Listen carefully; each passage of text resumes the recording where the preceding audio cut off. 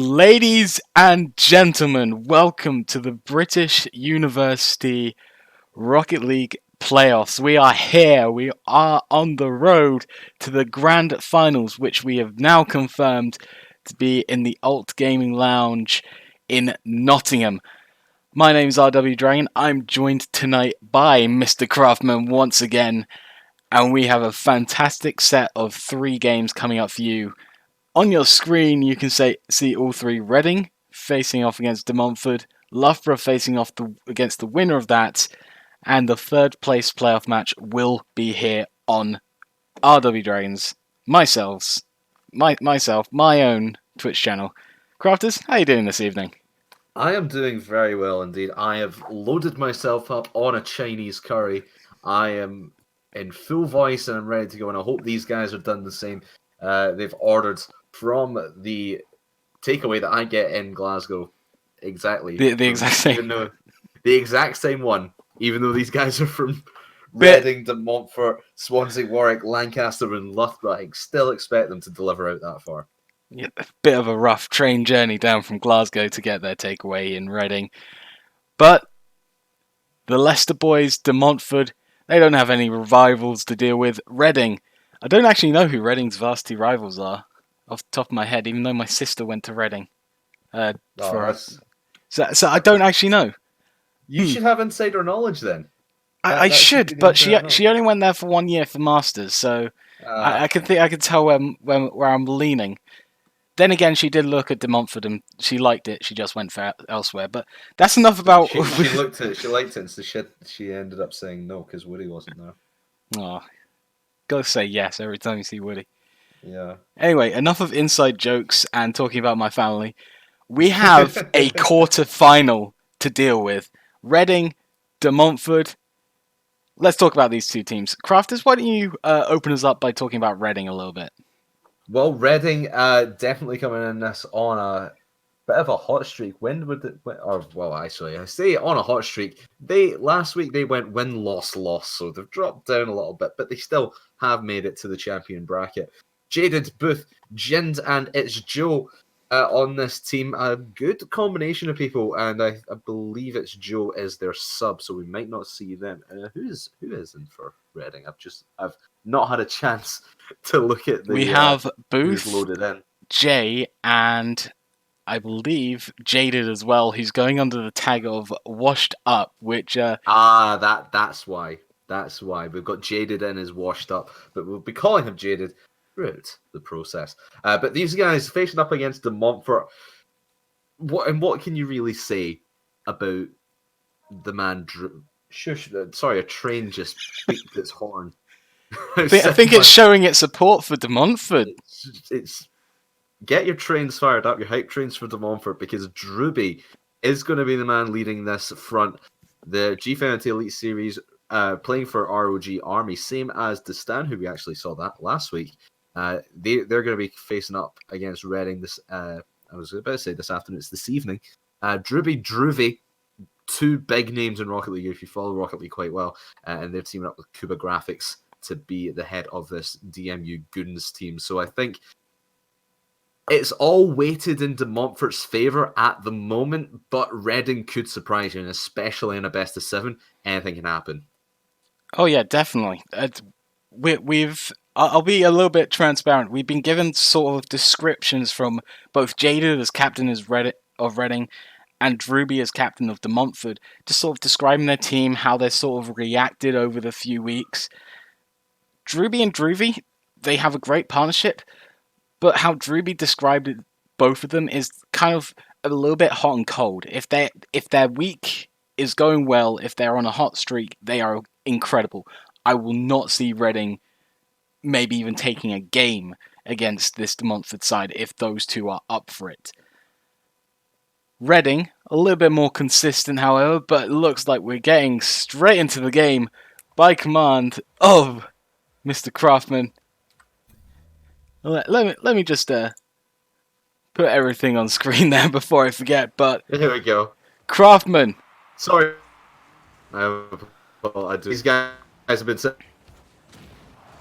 It's only fair that they get up and at him. Playing on Champions Field all game as a perfect setting. Because remember, winners today, whoever gets through to that grand final, whoever gets through to the grand final, will be playing weekend at the Alt Gaming Lounge down in Nottingham. It's a big prize to play for. It's no mean feat getting to land. I apologise on a little bit of a technical end. I think Crafters is having a little bit of choppiness. That might be my internet as well. So I apologise for that. Looks like the stream's running just fine, but most importantly, it looks like both teams have gotten off to a fairly normal start. Both teams hitting it back and forth between each other, trying to break their way through a little bit as one shot goes wide from washed up Mr. Jaded, showing why maybe he's feeling a little bit down and added that nickname to himself. He felt a little bit jaded after that, but not this time as he slams the first goal in on this Reading side. Just poor defense again from this time from Druby, who we wouldn't really expect to make those kind of mistakes. You really just want to put that in the corner and get it out of harm's way, but just left it wide open for Reading and Jay to come straight in. But they might get one right off the kickoff. Kuba graphics almost getting it, but then Druby slams it home, and just like that, we're tied back up. This is really unfortunate from the Reading defense. Druby gets a shot on target, but in comes Booth trying to make a clearance, but unfortunately he doesn't have his momentum travelling in the right direction, just ends up slamming it straight into the net. Really unfortunate from the Reading defense, but we have a tied game. This has been really fast-paced to start off this first quarterfinal.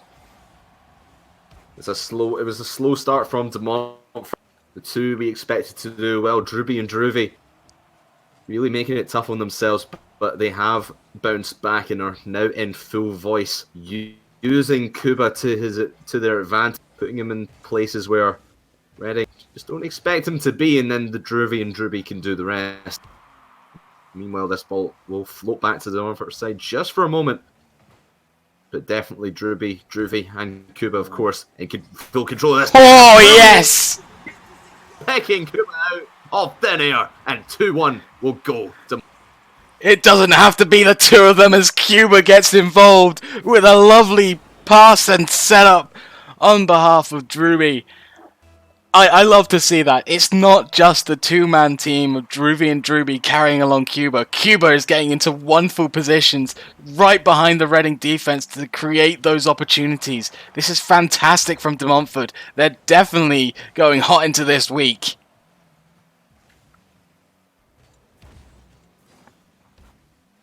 Jay towards net, but it's the knowing that he had that early on mistake, or excuse me, it was Druby with early mistake, making up for it right now, as they have not let anything slide past them at this point in time, and a wide open net, and Druby will casually saunter in 2.5 minutes to go.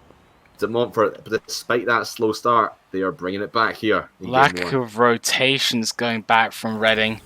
Just left an open net for a calm finish from Druby. Cuba, I like how he didn't go straight for the net, just calmed it down and saw Druby coming through, leave it off to him. That's a certain goal from then. Good control as... Oh, Druby!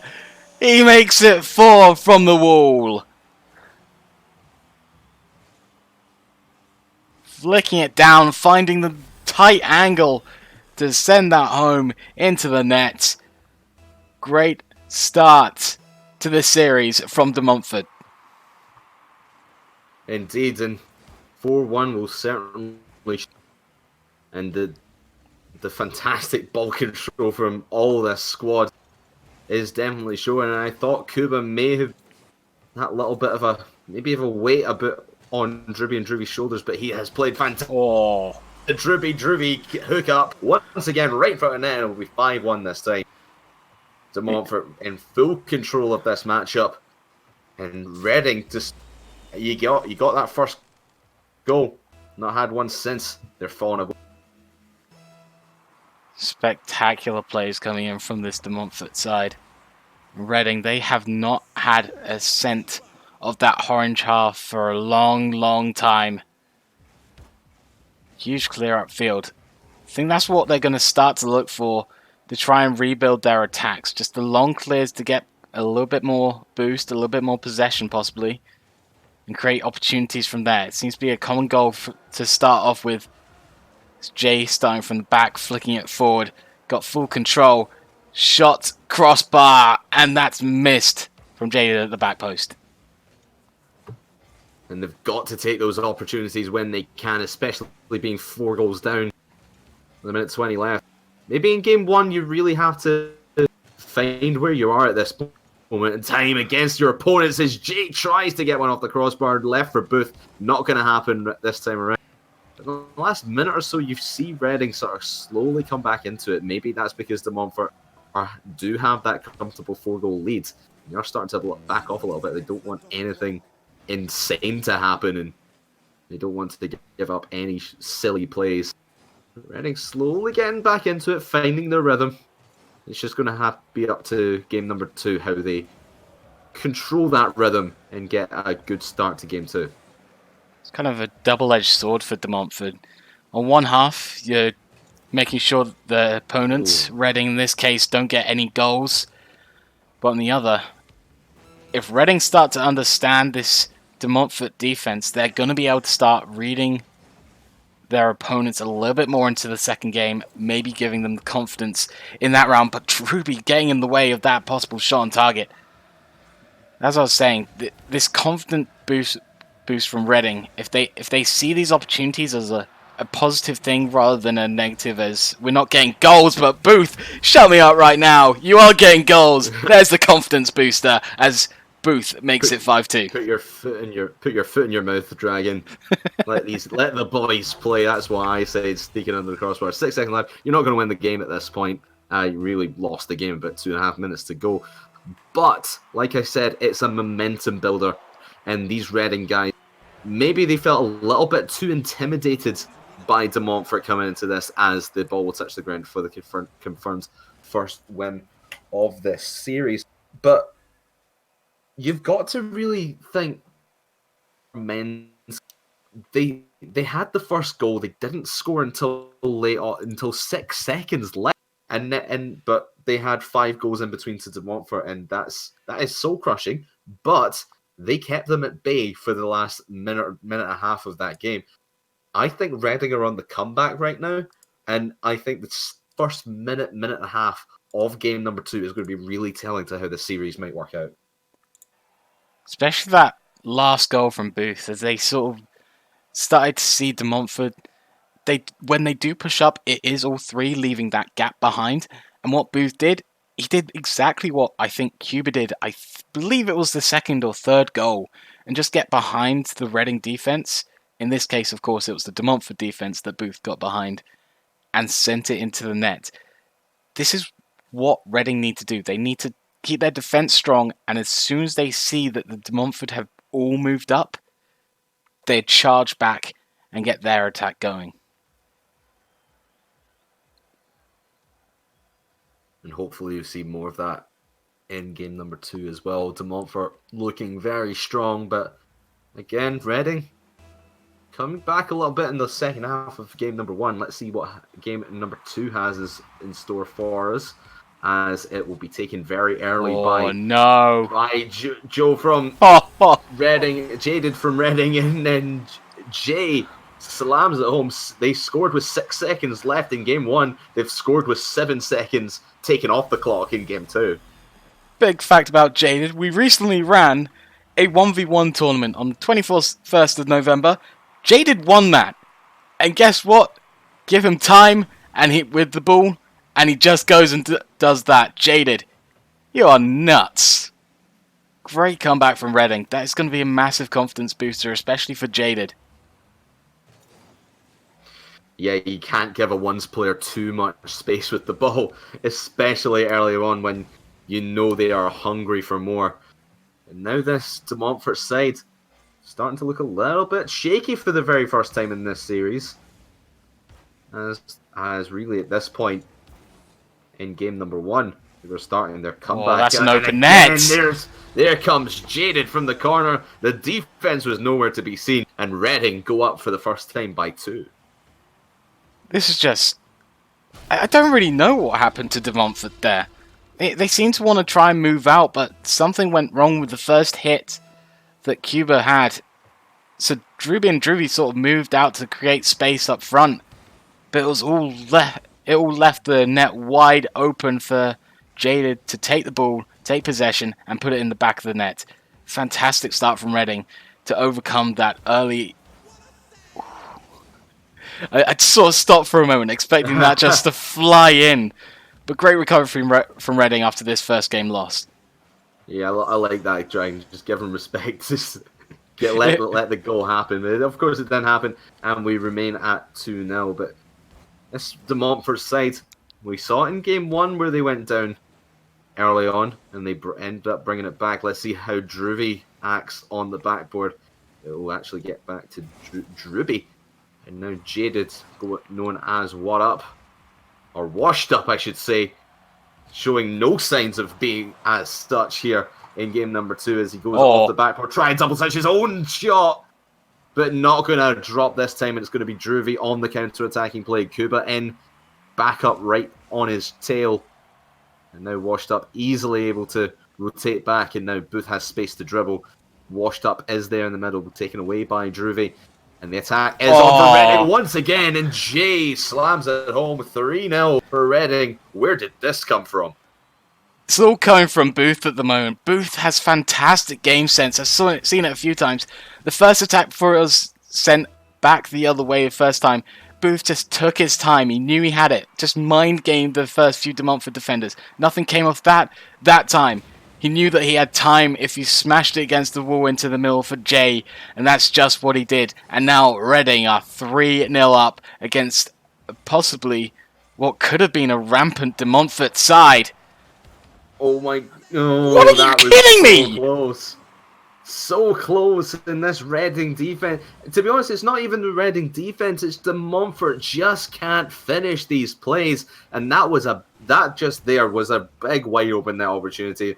Very surprised that wasn't turned in for a 3-1 deficit. But every time this ball is missed on target, where it's just slammed into the net, where the defense is right there to meet it in obvious places, or if it's just completely missed by De Montfort, it just allows these attacking lanes for Reading to go back and extend their lead. Now with 2 minutes left, it's exactly what they're trying to do, just keeping this ball deep in the De Montfort half and not allowing them room to breathe. But that double commitment is one of the biggest mistakes I've seen out of Reading. If anything, here in game number 2, they're double committing and giving De Montfort space, but they're just not taking advantage of it. It's in the middle, open net in the middle. Oh, come on. Just one thing I'm noticing from De Montfort now, their positioning is just slightly off. They're just a little bit too close to each other, a little bit too in line is the best way I can put it.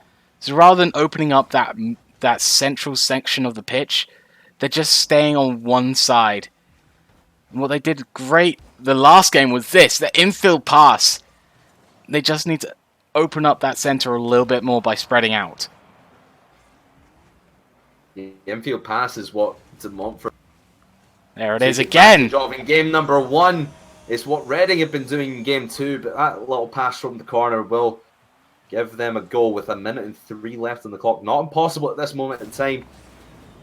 And maybe just a little bit of an unexpected play. That's what De Montfort need to catch Reading out with. They need to come up with some creative plays in the blue half and catch the Reading defence off guard. At the moment, Reading's still holding a steady 2-0 lead. 2-goal lead, I mean. Would be the same as a 2-0 lead. Yeah, it would be. However, De Montfort, most importantly, they have that goal. And they not only have one goal, but Drury makes it 2 of what looked like at first an attempted pass, but it doesn't matter. It just goes straight in. I think Drury was actually trying to redirect that one, but it didn't matter. It faked out the defence, even if there was none.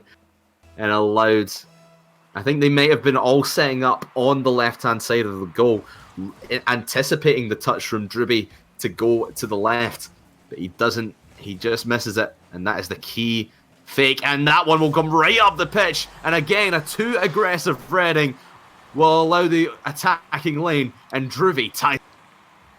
As usual, there's some exceptions to the rule of trying to spread out and not be in the same part of the pitch, and that's when it comes to shadowing. And Droovy perfectly sees the opportunity when it comes to a dribble play to use shadowing to take the ball into his arms and send that one home. We have a tied game with 24 seconds to go. How's this one going to turn out, Craftman? Oh, what a comeback it would be for De Montfort as well. Down 3-0, now coming back, tying it up at 3. It could all end in regulation as well as Kuba tries to go over the top with the flick, but is not able to get it. We could see overtime here in game number 2, but they are still being a little bit aggressive. Kuba will try one more in the middle. Ruby's there, but not able to connect, and the ball will drop in. We find ourselves in our first overtime of the day. Let's go to overtime, boys. Cuba sends it straight off to the backboard. That's another thing you talked about in regular time, how they need to be more creative. The backboard, that's a fantastic way to start. Get the pressure off there, and it will lead to goals. At the moment now that...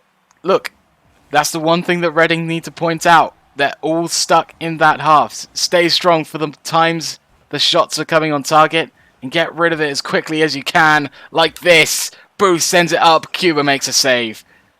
The infield pass, that's what Reading had earlier on in this game, but they just utilise it too far in their own territory. They need to get it downfield, but first they need to get themselves and the ball downfield. It's not easy when De Montfort's on this big run back and trying to put the series to 2 games ahead. Minute gone, or almost gone in overtime.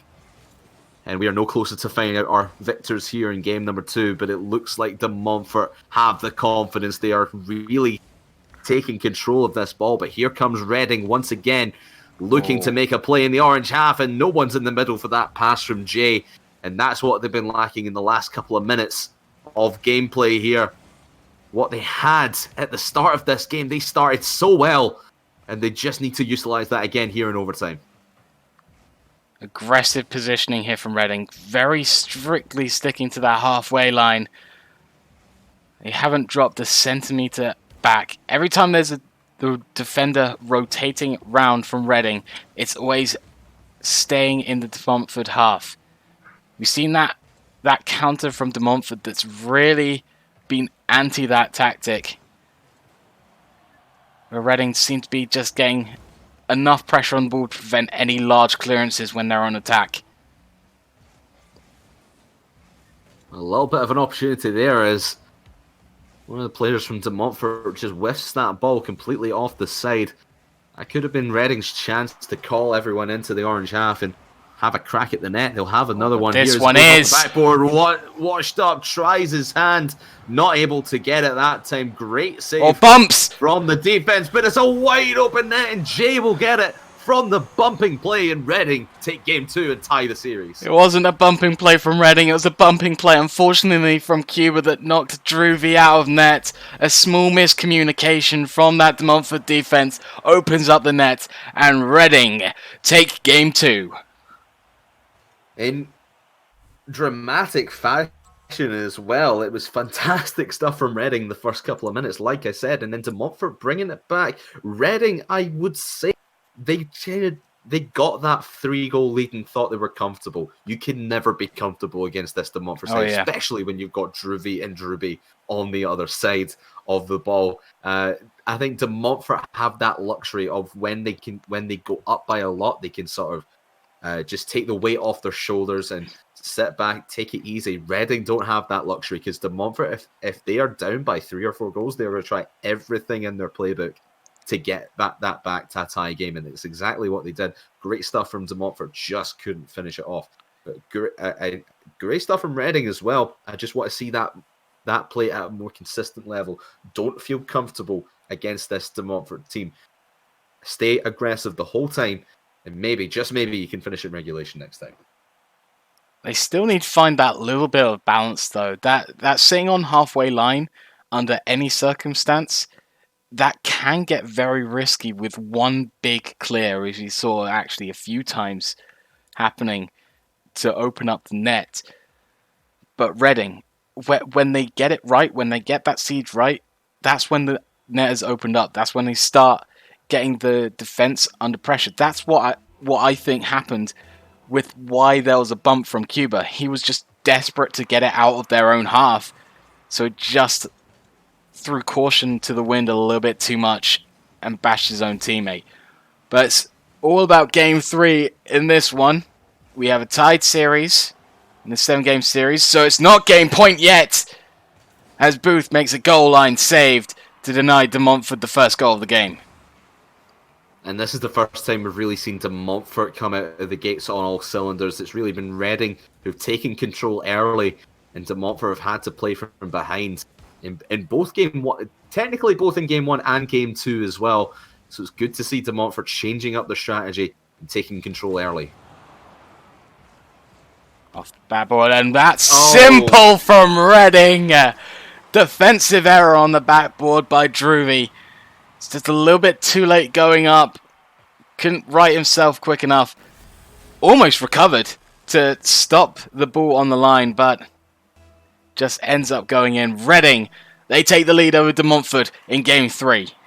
That angle that Droovy was at as well was so impossible. He pretty much had to 180 his car on the spot and then get up to the backboard to make that play. If he got that, that would have been incredible. But it is 1-0 in favour of Reading at the moment. Could be tied up as Droovy takes a shot and Jay just rotating back on time. But again, De Montfort looking to tie it up really quickly after that first goal has gone in from Reading. Did it in game 1. Can they do it in game 3? It's not going to be quick, but they still might be able to tie it up. Reading, though, still comfortable enough to go all out aggression, as that was so dangerous from the De Montfort defense. All of them were pretty much clumped up together.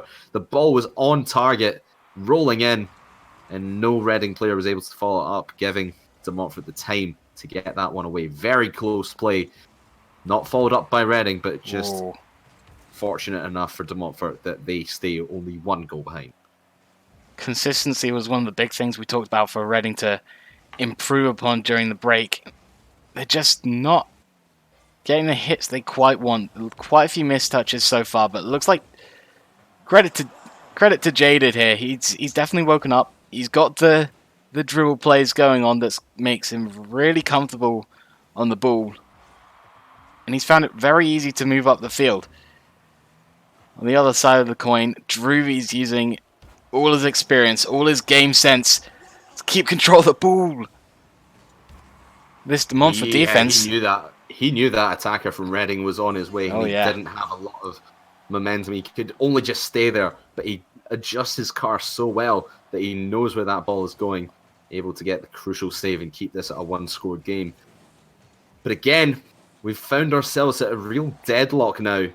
Both teams having their opportunities, but not able to take advantage of them just yet here in the last minute or so. And now Jay will keep the pressure on for Reading. And De Montfort looking for a gap. They might get one here, but Droovy doesn't have any boost, allowing Washed Up to come in and take full advantage of that. Might get the double touch off the backboard. Jay's in the middle, can't finish it off. Oh, that's again, a nice little touch. Reading, good opportunities, not able to finish them off. It's exactly what we said about De Montfort in game number 2. Can we see a turnaround for both sides here in game 3? It's a lot of whiffs coming out from both teams. It just seems like Reading has been the one to sort of get the most vital touches to make sure they keep pressure in the De Montfort half. As you can see, they can't keep complete pressures. De Montfort is able to get out, but that's where De Montfort's slight mistouches mean they can't get in front of the net, but they can now, as that's a touchdown almost into the top of the net, and Cuba cleans it up. We have a tied game at 1-11. Tie game once more, almost finished off by Droovy, but it just brings the defense so far out of net that they had absolutely no chance to get their hands on that ball. And Cuba, man, what has he been in this team? He has been a real key member, I would say.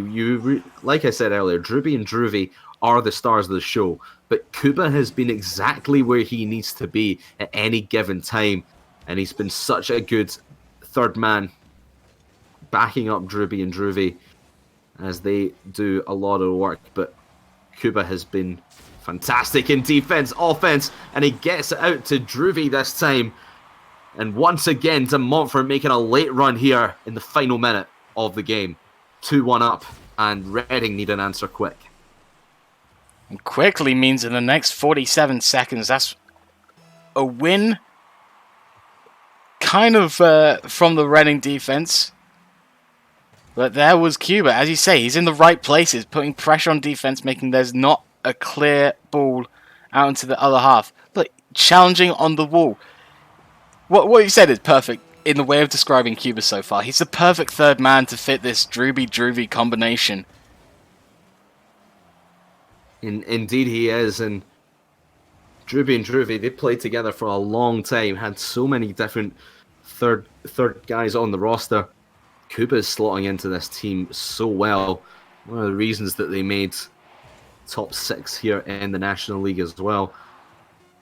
Hence putting them in the playoffs and looking to make a run to Nottingham. They're going to have to... that must be exhausting running to Nottingham, but they might have to go to overtime here. They will not. It will fall. And De Montfort go 2-1 up in this series. I can't believe you went for that pun. I really can't believe you went for that joke. It was going to happen at some point, man. Honestly. I mean, fair. It would be very tiring for any of these guys to run all the way to Nottingham. Not as much for De Montfort. Leicester's the slightly less distance away, but still, I wouldn't envy them in any situation. I'm not running to Nottingham. Count me out for that. That's a long way from Glasgow. It looks like we've lost Drooby for a moment. Nah, he'll be back. He's back. All right, perfect. He's probably just changing his car. He's done that a few times. I believe in game 2 he changed to the Octane away from his usual Dominus that he's taken in the first and third game. But it seems like the Dominus has worked out a little bit more so far. Has been. Well, let's see if he goes to the Octane. Maybe he would go to a Mercer. What was it someone was using last week? It was the underwater one. I can't remember. Proteus. The Proteus. Who was that? Can't remember. I can't remember Probably either. because it's such a rubbish car and no one should ever use it. If Droovy is using that car, I will be very upset. No, he's using an Octane. He's gone to Octane. He's gone back to the Octane. He's been boring, but fair enough. It's good to be boring sometimes. It can work out, and I mean, switching between an Octane and Dominus could work out for you. Well, let's see what happens here. He's 2-0 in the Dominus, 0-1 in the Octane in this series. Let's see if he can get that back to 1-1, or if Reading will take advantage of that car change. I mean, it's less of a flat car. He's got more surface area to hit. I don't know why I'm analysing a car choice, but I certainly am right now, as Jay brings it towards the middle, not able to send it home, and now Droovy with that switched out Octane. No, you're wrong. He's been using an Octane the whole time. It's Droovy who's using the Dominus. No, he's been changing. He's been changing the entire time. Cuba's been Octane the entire time. All right, okay, I'll believe you. Good. You should, because I'm right.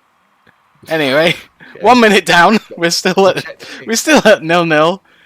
Droovy gets a shot on target. That's a great save from Jay. Now he has time to move out. Been patient stuff to start off with from Reading, but a slight flash of aggression pushes the ball upfield, but JD rotates back in time to make the stop.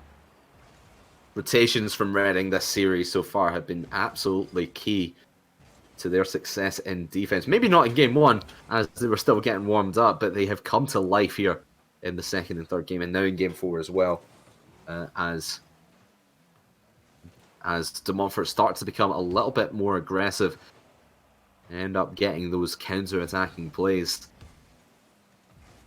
Rotations have definitely been key, but sometimes they have been just slightly lacking.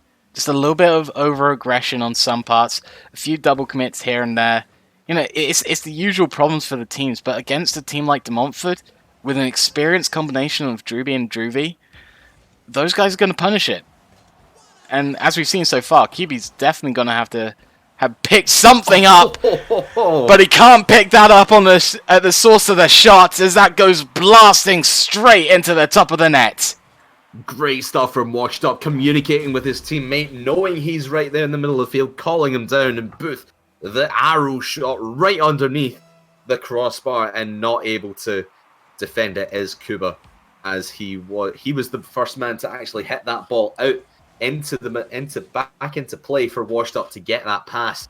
It was just a poor execution of the save, and it allows Reading to stay aggressive as they have been since that goal, but they might be a little bit too aggressive in the counter attack, and the droopy hookup works once more. It's just every time these two get passing to each other, it is a tutorial in how to be a pair in a threes game. They're just wonderful to watch, wonderful to see play as a kickoff goal might go in, but no, Jaded is back in time and makes the stop. Good stuff on the Reading defense. It's so tough when you're off a kickoff and you don't really expect that ball to come your way towards the net. But just getting back in time, getting his boost and getting right back to net was Washed Up. Great stuff from him. Go. Real commanding, either with the score or with the possession. Each team have had their opportunities. Both teams sitting on 4 shots total. So it just shows you how balanced these guys have become since that blowout in game 1. And Reading have got themselves back into it. Tied at 1 now here in game number 4. They need this to get back into the series, but Droovy puts another dent in their armour and goes 2-1 up. A minute 34 left. The few missed rotations from Reading. Again, it's a common mistake that they don't fully have to worry about. It's the small lapses have been happening, and that's exactly what this De Montfort side have been able to identify every time and put on net. Reading being easily able to make their own chances and no one in the middle, but smart rotations from Jay made sure he saw 2 people attacking, made his way back. See, Reading does have very good rotations. It's just every time there's been goal, there's been a slight lapse, and that's a phenomenal stop from Drewby. Just to get a slight flick on it to stop any shots on target from Booth, who was coming through on time to make a shot. Oh, Reading, that was your chance to tie it up. Those scrambly plays in front of net, we see it so often in Rocket League. Something amazing can happen, or something terrible can happen, and the ball just goes the right way or the wrong way, depending on how you're looking at it. That was their chance to get that scramble play in front of the De Montfort net. Might not get another chance in this game, as De Montfort want to keep this ball deep in blue territory. And they're defending well as at the moment too. But now Droovy, and that you see that again from Jay and Washed Up as they double commit once again, and Droovy will just dribble the time out, waste some valuable seconds off the clock, and Washed Up will pound this into the ground. It will actually be Kuba who gets that one down, and now finally DMU will go on to match point. 3-1 in the series, 2-1 in the game. De Montfort on their way to a semi-final berth. And I'll just remind you as well, winner of this game is their opponents already say they will be playing Lancaster after Loughborough. this, right here on this stream as well. Be Loughborough. Lancaster's in the other side of the bracket. No, I'll check the bracket. Let me check. You're going to be wrong again. I am wrong. Why have I written it down the other way then? Because you're wrong. I'm very wrong. Yeah, we're going to see Loughborough up next against the winner of this game. And it is Lancaster. I was worried in case it was Leicester. And I just couldn't read. But DMU, man, what can you say about them? A tough time in game 2. But they brought it back every single time. all the games, with the exception of the first game, 5-2, all the other games have been 1 goal. 4-3 in overtime, then 2-1, 2-1. They are the clutch masters at work. Match point incoming. Reading.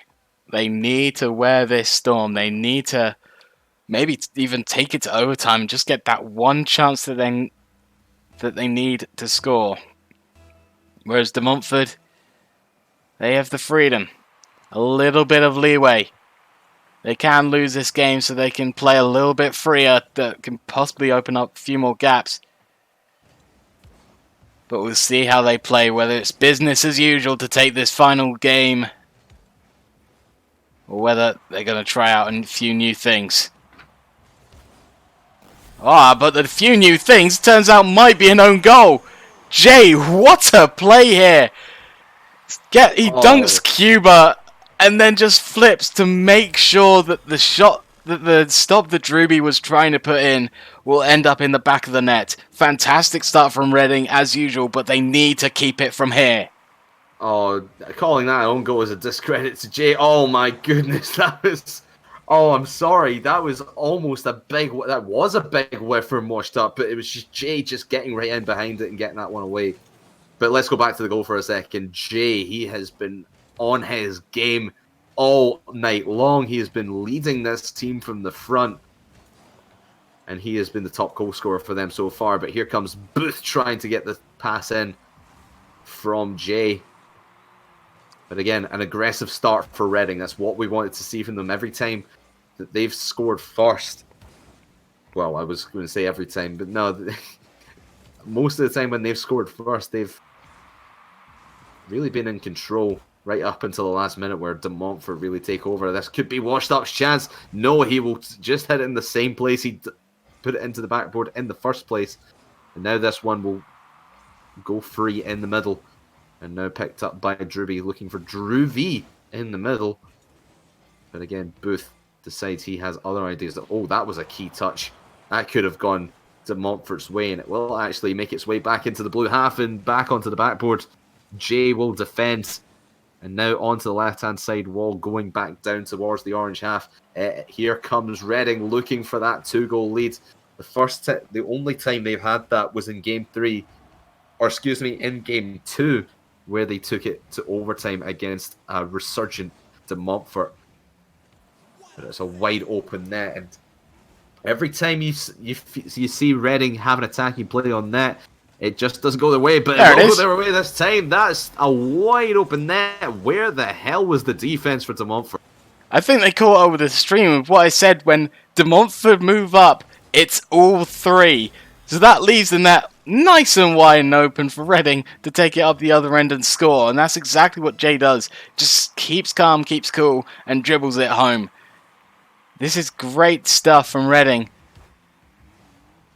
They just need to keep it going and keep this lead intact. But Druby gets a shot on target. It's right behind the defense. And it goes in. Druby notches one back for this De Montfort team. Druby could see that all three of them were going to commit to that ball. Even if that one did bounce out, he was in a great position to get it back in, and it would have been a wide open net as everyone would have still been recovering from that goal line save. Great stuff, great positioning from this De Montfort side from all three players for that goal. I want to go back to that wide open net that Reading had as well. You talked about when De Montfort attack, they attack all three. Really, in the entire series, Kuba has been the one to sit back and letting Druby and Druvy have their fun upfield. But this time, he seems to want to be a little bit more aggressive. He wants to be part of that gruesome twosome up front, making the plays happen. That's a bump! Jaden has an open net! The attacking team and Washed Up will take it all the way for a Reading score. This is beautiful game sense from Jay. He just says, you want to go 1v1 against Jaded? Nah, it's 1v0, mate. Get out of here. Go. Jay, you are popping off this game. Keep it up, buddy. It's fantastic play, not just from Jay, but this entire Reading side. They know their championship is on the line.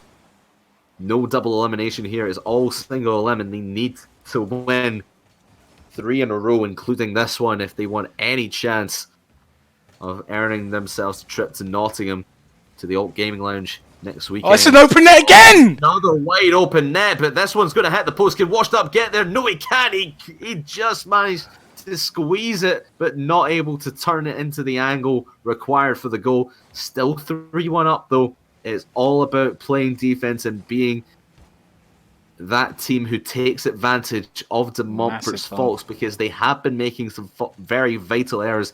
All the overcommitments have led to 2 of these goals. Jude brings it forward into Drewby. Shots just off, and Drewby whiffs, but Cuba's back and he finds the corner. That's the creativity. Welcome back, boys. Slight infield pass, back up in, and Cuba is there. I hope Cuba returns to that job of just sweeping everything up. But as you saw, all 3 of them up. If Reading make one save, which they have done with both open nets, in fact, all 3 open nets, it can be just over like that for De Montfort. It's been really night and day with these teams. One minute they look so solid in offense and defense as well, and then just other times they do stuff like that and leave the net wide open for the other team as Booth turns that one in. Oh, it's a great touch from Jaded. It's a great touch from Jaded as well.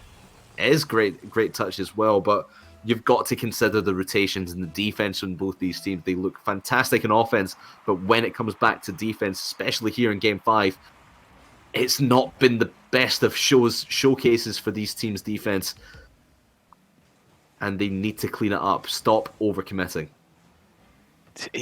I've never really felt that the 2 teams have been playing perfectly equal Rocket League. You say night and day. One team is night, the other team is day. And that's how you describe almost all these goals. When it comes to the passing plays, De Montfort are the other day. They have put together incredible passing plays. But their defense is when it goes to night, and there's just so many mistakes and errors that can just creep into their play that leave it open for Reading. And as we hit 0-0, as you would say, Reading, they take Game 4. Game 5. Game 5, I mean. Game 5, sorry. And the first win in this series for Reading in regulation time as well. They had a chokehold on De Montfort in that game, as De Montfort, I don't know what went wrong. Every time, I know you talked about all 3 of them coming up, and it's just one save from Reading causes that counter-attack play, and then they just get down the field and put it in an open net.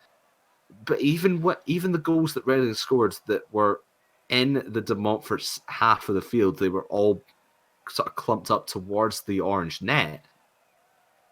It just baffles me that this team can look so solid one moment, and then the next they're giving away easy goals that should have been really saved in the first place, or shouldn't really have got to the net in the first place, as the rotation should have came in for DMU. But let's just see what happens here in Game 6. De Montfort still one game away from a date with Loughborough, not Leicester or Lancaster even. It's with Loughborough, and it will be on after this game as well, right here on twitch.tv/RWDragon_. There you go, you got it. First try. Yeah, it's with an underscore, yes. But what I wanted to see from De Montfort is just returning to form, because we know they're the better team, and 5 seconds in, Drewby is proving me right. For the first time during the stream, you are correct. Drewby and Drewby back to their old tricks as the duo they need to be. And Cuba there, I didn't see him come up into that offensive third. Good stuff, Cuba, for staying back. But Reading. Okay. Yes. Jaded. Hello. I was about to talk about Reading, just their few mistakes on rotations, but De Montfort aren't proving a great example to say what Reading should be doing. These teams like to play offense. That's what I've gathered here. None of them want to play defense. And Droopy, again, we've had 3 goals in 13 seconds, and they've all came from kickoff goals and just wide open nets. And that's another one in favour of De Montfort this time. Let's see if Reading can double it up and tie this back up with an open net play off the kickoff. It won't happen this time, but it's wide open. You can see it all the way down the field from Cuba's perspective there.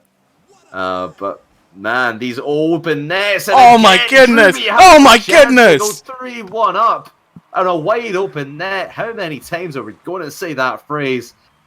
But it just ricochets off the crossbar, and we remain at a 1-goal lead. You could summarize it using that Brisk advert from season 3. You know, there's seriously, James. But instead of James, you just replace it with either one of these teams' names every time they make a defensive error. I feel like each of them we've talked about their mistakes, each individually. They just keep coming back up over and over again. We're just repeating the same tune every single time. For De Montfort, it's pushing all the way up and not having enough time to rotate back from one of their players. And for Reading, it's just the small lapses that every single time De Montfort are able to capitalise on. Because whenever, oh my goodness, again, just the counter-attack play. You see only one man back. It's Jay back in that blue half, even putting up some kind of a defense, and it's in the middle of the field for psionic's sake. It's just, it baffles the brain. It really does. And here's another one as Washed Up comes back into the middle, able to take that one away. But it just seems like all the time, it's just overcommitment, and then a big, long clear sets it up. But that one is just going to be another defensive error from Reading and De Montfort. Druby could have styled that out however he wanted. That one was going in no matter what. And 4-1, De Montfort. Yes, they had one open net given away in there in Reading's favour, but how many? We've had 5 goals in this game. 4 to De Montfort, 1 for Reading. Would you say they've all came from open nets? I would say so. It's been open nets that, on De Montfort's side, it has been fairly earned. They've used the backboard very nicely. They use their infield passes just to open up the net a little bit more. So it's been down to a little bit of De Montfort play that's been able to open up Reading's defense a little bit more. But for the most part, yeah, they've been open nets. It's just how they've earned them to the point that's separating these teams. I'm just sitting here with my head in my hand, and my jaw has literally been open. Like, I'm in shock about how bad these defenses have been. We've seen some fantastic defensive plays throughout this entire series from both teams, and it's just all breaking down towards the end. What is going on? It really started back in Game 5, and it's continued here in Game number 6 as well. As 4-1 will still be the scoreline. Yes, we've not had a goal in about a minute or so, which is odd for this game. About a minute and a half now. Don't worry, there's going to be a defensive error at some point. Like there. Oh, there you go. There he called it. Druby goes over the top. Oh, who was this? Trying to make the play, and then, again, Booth maybe trying to pinch that down the field, and he just gets on the wrong side of it and puts it, essentially centers the ball for his opponent, and then just the whiff from his teammate sets that one up easily for De Montfort to take a 4-goal lead. Now, here's the thing. Minute 40 left on the clock. Can Reading battle back? They've got 1 minute 38, and they've got to score 3 goals now. And it's a fantastic play came in from Booth and Jay. It is entirely possible we could find ourselves in Game 7, but we've still got a long way to go, and Reading need to pull their finger out. That's an incredible read from Druby to get onto the wall at exactly the point where I was going to touch down. So credit to him, it was just not quite the touch that he would have needed. Just Need to send it out a little bit wide, a little bit further out, and they would have been perfect. But Oh, Jay's Jay! got a touch! Oh, that's fantastic play from Reading! 124 to left, they only need 2 now! Oh, it's not over yet. Jay, what a position play as well. Knowing his teammate was going to win that ball and firing it all the way downfield an open net. That is a valid open net goal. I do not blame De Montfort whatsoever. They were being aggressive. They want to take it all the way. But Reading firing back on all cylinders. Minute 15 left. You've got to score 2, and it's entirely within their grasp at this moment in time. Just need to hold it down in their own half. Oh, I just wanted to watch that, watch it play out. So you could be you'd be wrong about what Reading are doing. That they need to hold it out. They needed to hold it out. They just couldn't. The errors are just a little bit too much for Reading at the moment. They're letting too many goals past. And with a minute left, with the rate they scored the last few goals, it's not out of reach. But against this De Montfort side, unfortunately, it might be with how they're playing. When De Montfort have a 3-goal lead like this, they are not planning on giving this up anytime soon. They're going to waste time off the clock, just put this ball in positions where Reading can't really make a play from it. Here comes Washed Up, though, trying to make something happen. And now into the middle goes great save from Kuba. And this one we cleared off the backboard by Druvy. And that wastes so much time off the clock that it's almost going to be impossible to bring it back at this moment in time. 20 seconds left. Reading will throw everything in the kitchen sink at the orange net. But it is going to be a win in favour of De Montfort. They had to battle through so many different trials and tribulations throughout this entire series. And in Game 6, the worst came out of their defence, but they have hung on. And De Montfort University, the DMU Goons, will be moving on to the semi-finals and for a place in the Nottingham Grand Final next weekend. They will be facing Loughborough right up next on this stream.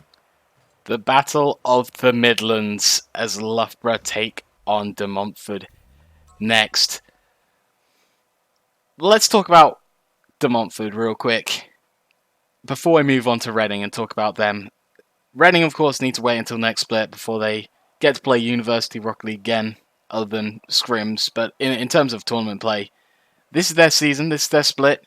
They've done fantastically well to make it to this quarterfinal. There's a lot of teams that would love to be in the same position, but they didn't quite have the skill. De Montfort. Sorry, go ahead. De Montfort, let's start with what they were doing well. They were clinical when they needed to be. They have the ability to open up quite a few defenses with that Druvy combination. It's looking very positive for them when they face up against Loughborough later. Exactly, and on the other side of the bracket, you've just to go cross over streams for a minute, not streams as in that you sick viewer out there. On the other side of the bracket, we do have Swansea Storm taking on Swansea Storm TW. What TW? Titanium White. Oh, Titanium. Oh, they've got Titanium White now. Ooh. They're taking on the Warwick Dadless Monkeys, which is a fantastic name. That's happening on Not That Chrome stream. It's on Chrome, Not That Chrome. It's happening on his stream. Over on hey, my crossing streams reference makes sense now. But they are on his stream right now, and let me check in on that. I've made a mistake and used a font that for some reason doesn't have numbers. Oh. What font doesn't have numbers? According to daffont.com, this one. Huh. That seems dumb. It's weird. It's weird. It's very weird. I'm also getting an ad, so I'm oh, glorious. I'm so glad they're supporting Chrome like this with these ads. Not that Chrome, though. Not that Chrome. Not that Chrome. But yeah, De Montfort through to the semi-finals and taking on Loughborough in the end. Still got Swansea are actually through. They are already taking on Lancaster in their semi-final matchup. So I don't know what the score was from that first game. Doesn't matter. Warwick lost. It's good for me. It doesn't matter. Oh, come on. What's with the hate for Warwick? What did they ever do to you? They've done a lot to Coventry. They've done a lot to Coventry, and we don't like them. They're all war. To be honest, Usually war. yeah, they did some stuff with the sporting side of things, but first time in February, we're gonna have an esports varsity, and That'll be interesting. yeah, I'm gonna be on the Coventry Rocket League team, so that's gonna be fun. Not Yeah, sitting on a casting desk.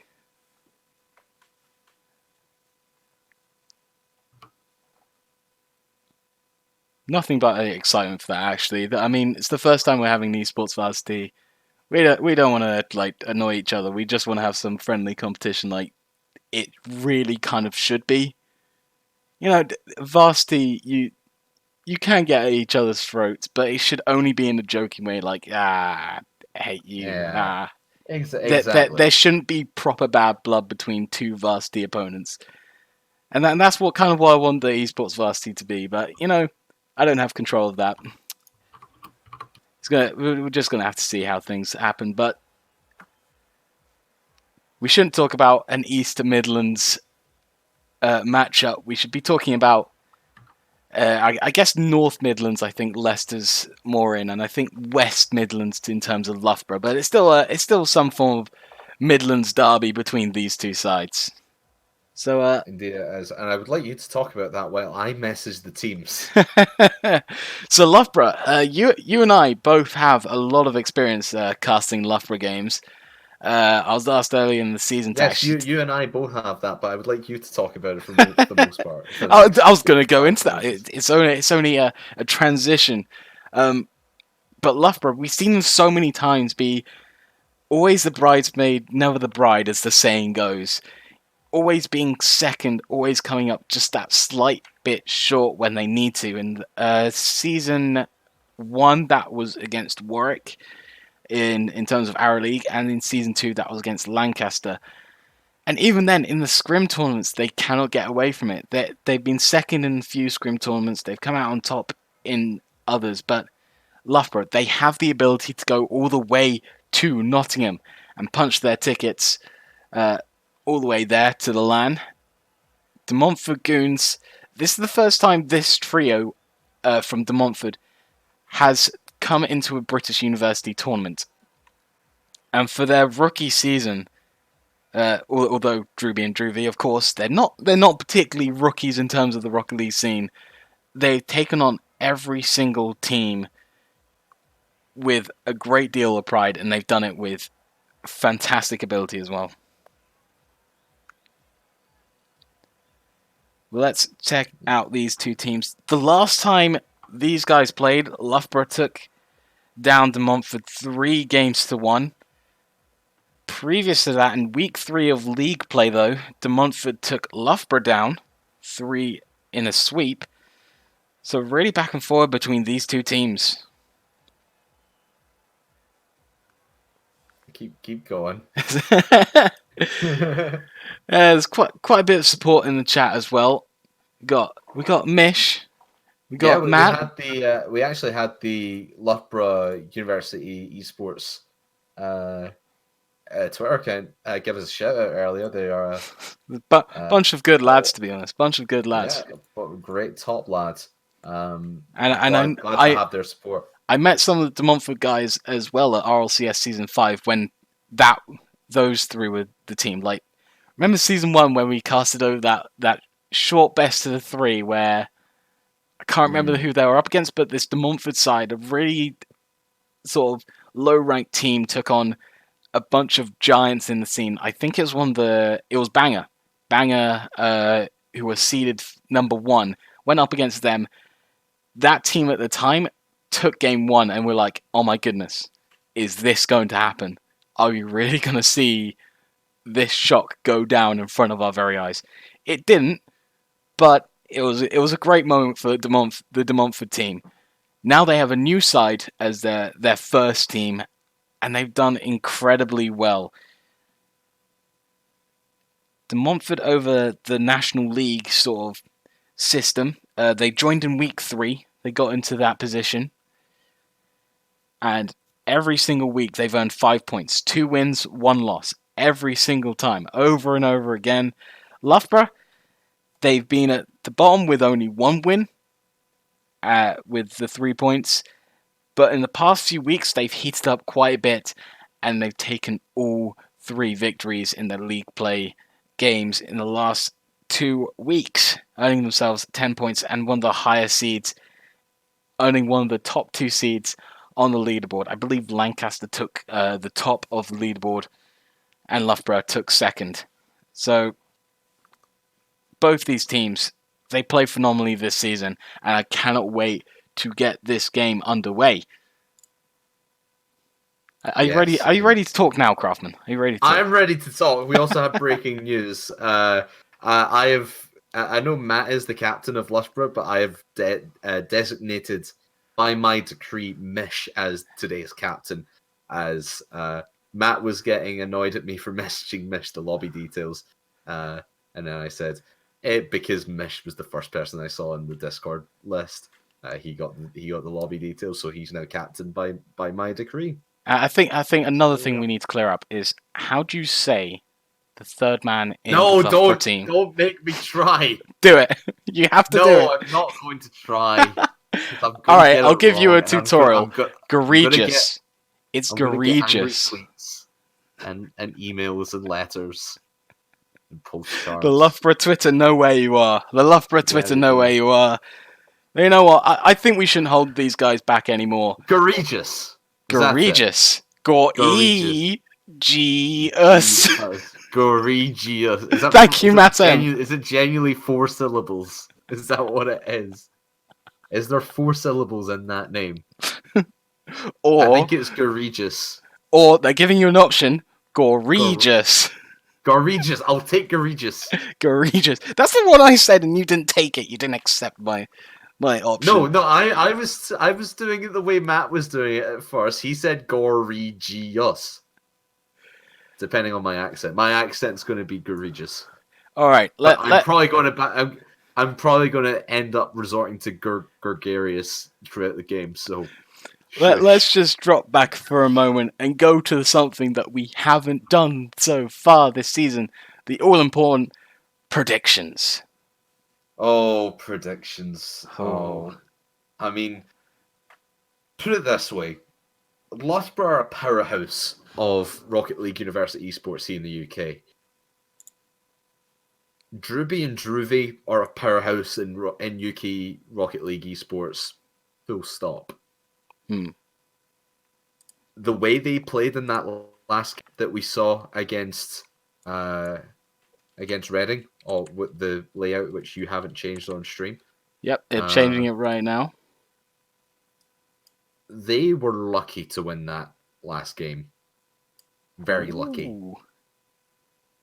But I will give it to De Montfort. But I will give it to them in 6 games as well. 6 and they'll be very close. They'll all be very close. Let's get this one underway. Well, let me weigh in. I'm a fan of the colour purple, and Loughborough, they wear purple. So, I've got... Great! Fantastic! That's the way to analyse There you go. That. Perfect analysis. I like their colours. I've also got them the wrong way around. Well done. It's fine. Don't you sort that out. I'll sort the game. And Matt will be sorting out the first goal of this season. I was about to say season. It is the first goal of the game of the series. Matt, the now demoted captain by my doing, gets the first goal on the board. And great start from Loughborough. That's the start they've probably been watching the game of Reading De Montfort just off of stream as well, knowing that they had a very poor end to the series, but they ended up pulling through. But now they take advantage of those open nets, and Mish firing from the midfield, knowing that this team is going to be cheating and taking all they can in the offense, takes advantage and finds that lane through to the back wide open. One thing we missed out in the little conversation is how good Loughborough are at working as a team. And it's not just the two of them that Druvy and Druby kind of have that dual chemistry. For Loughborough, it's the entire team that gets involved. It can be Mish to Gorgeous, over to Matt to score, and that's how they like to do things. Sometimes, as it has been against Lancaster, they're sort of their kryptonite with Tylacto as the captain. They become kind of readable slowly but surely over a series, over a day, over a season.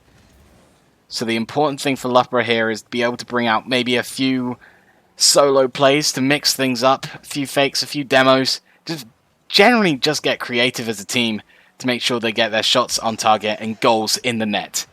I mean, having Tylacto as your kryptonite is not a bad thing, Yeah, to be it's quite true. honest.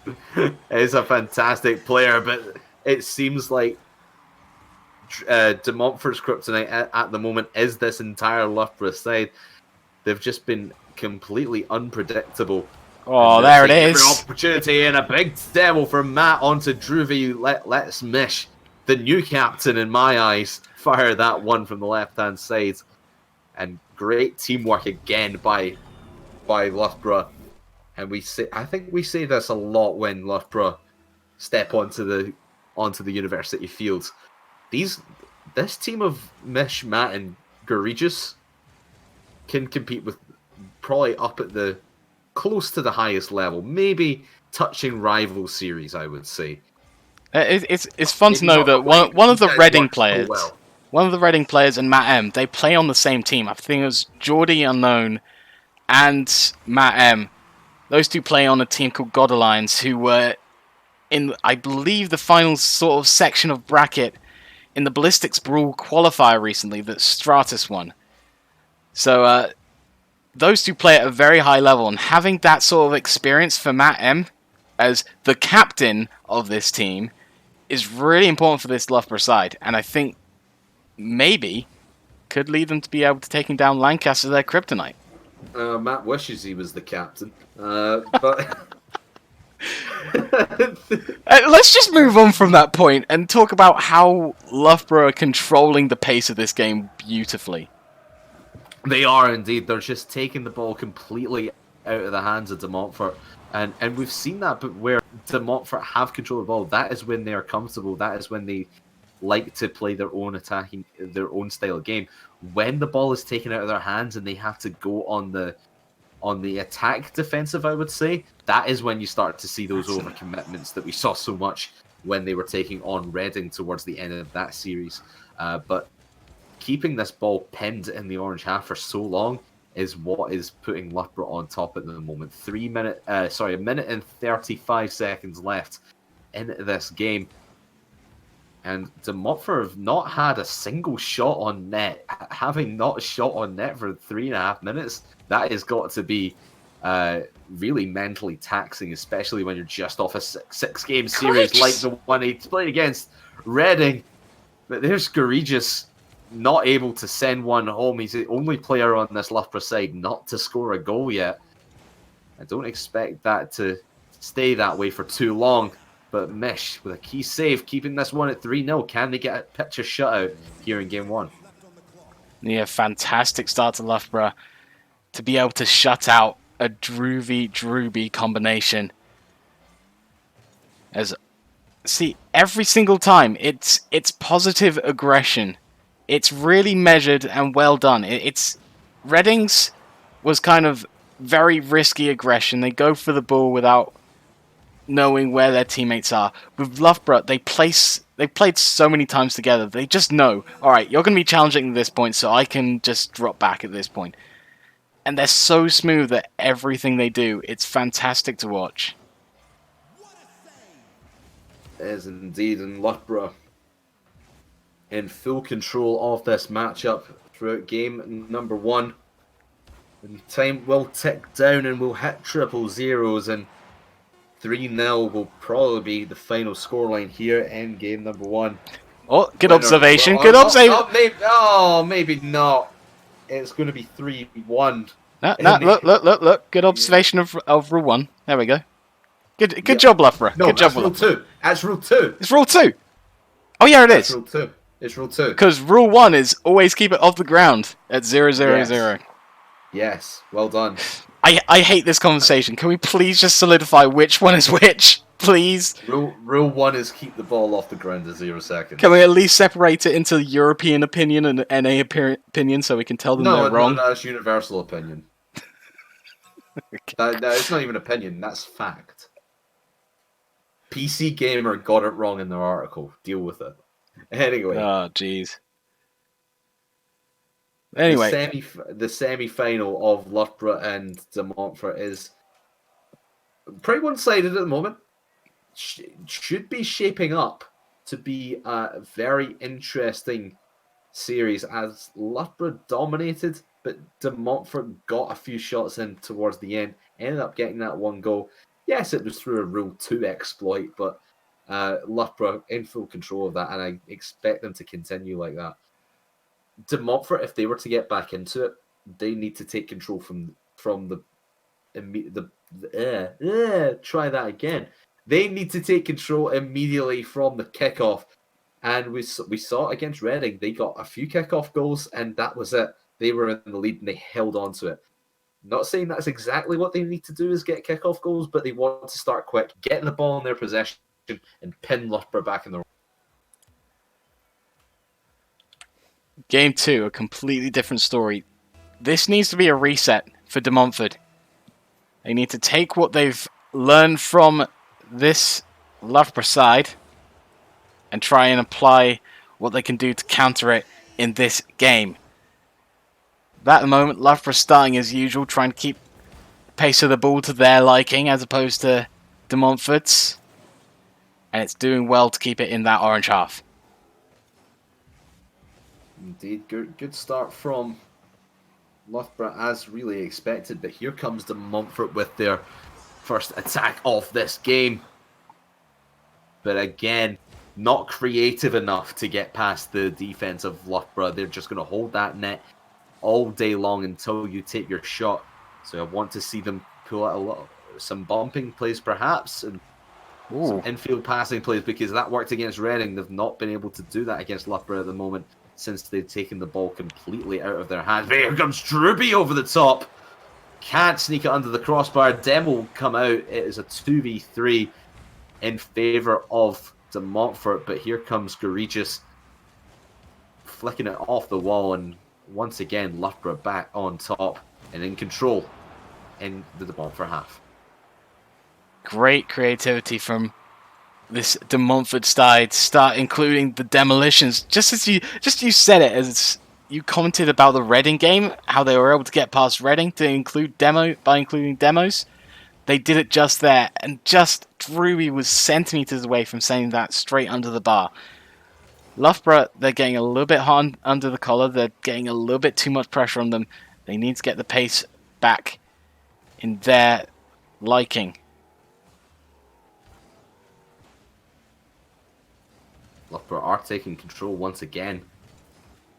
Despite all the pressure really being on their net, they have not let up. They have never given up. They've never surrendered. And De Montfort, I don't think they're feeling as confident as they were against Reading, as they did slip away towards the end of that, get 6-game series as it was in the end.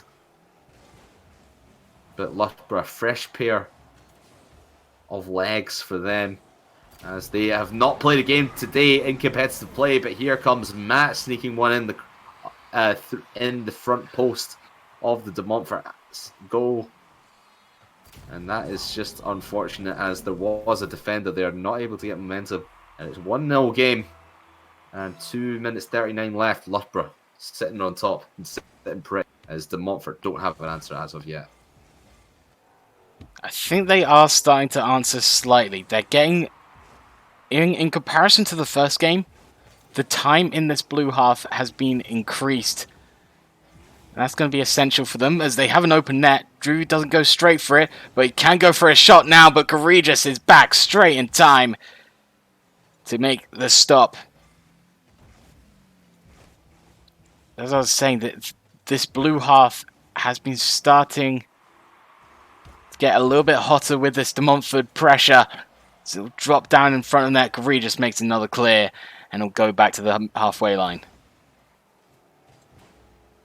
Just under 2 minutes left, and De Montfort giving themselves a few chances now. Not able to send any of them clear cut on net, as there always seems to be a defender in the way. Loughborough are so good at their rotations and working together as a team, clearing that one out. Probably want a little bit more of a comfortable lead than this 1-0, especially with Drewby and Drewby in hot pursuit of their first goal of this game. I was about to say of the series, but he did score that little compensation goal towards the end of regulation.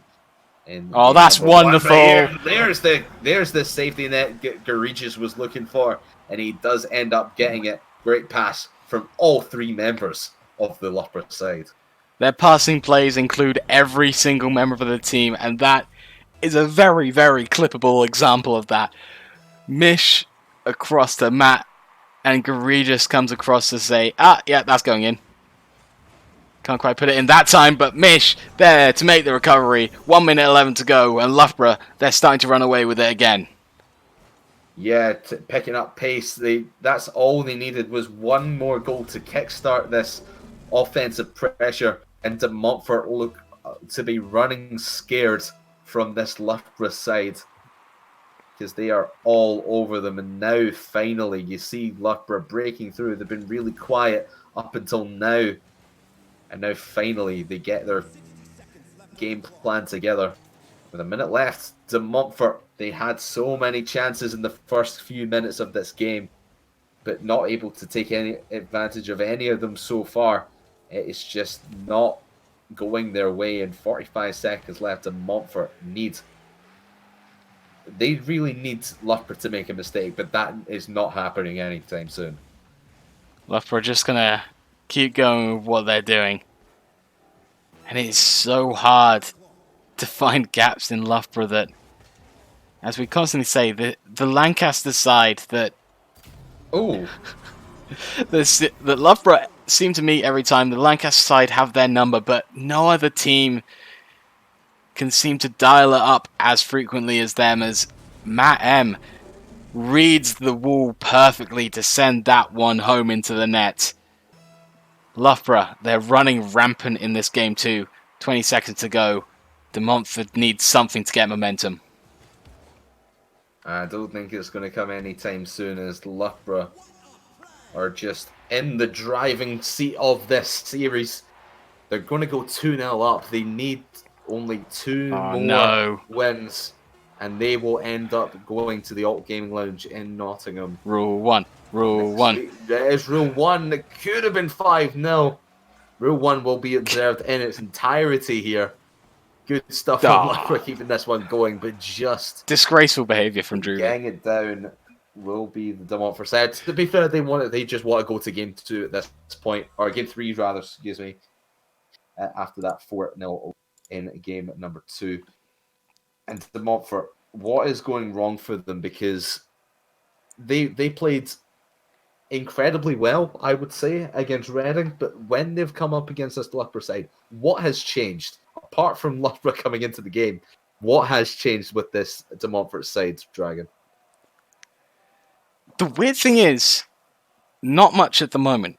The bad thing is, not much at the moment. It's De Montfort, they're still looking for the passes between Drewby and Drewby, which proved extremely effective against Reading. The problem is, it seems like Loughborough already know that partnership, and they are blocking it out at every single route possible. As for Cuba, completely silent. I mean, he has 2 shots at the moment, but other than that, he's not getting involved as well. When you see Drewby and Drewby sort of unable to find that connection against Reading, Cuba was there to actually find the pass as well. And that's what's happening. Cuba's partially gone silent, and Loughborough, they're just in the game. This De Montfort team need to understand they're up against a different side, a different beast to Reading, and need to adapt to it sooner rather than later. Well, no time like the present, De Montfort. Let's get this one started here in game number 3. It's a good start for De Montfort as they spied that open net. They love a good open net, as Reading gave them so many in game 6 in the last series. But Loughborough, they might show that their net is undefended, but every single time one person will at least rotate back in and get that net covered and back onto the offensive side of the field.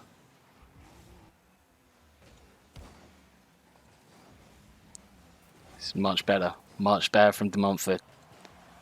This Cuba seemed to have read my mind and starting to get involved in the play a little bit more, showing a little bit more aggression in that blue half. It's completely valuable if you're looking to create the offensive rotations that will produce goals.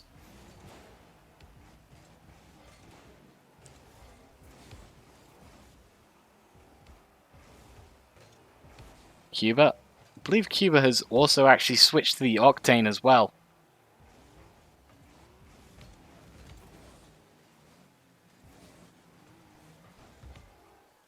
He looks to be taking control of the situation. Drewby into the middle for Cuba. Mish gets clearance.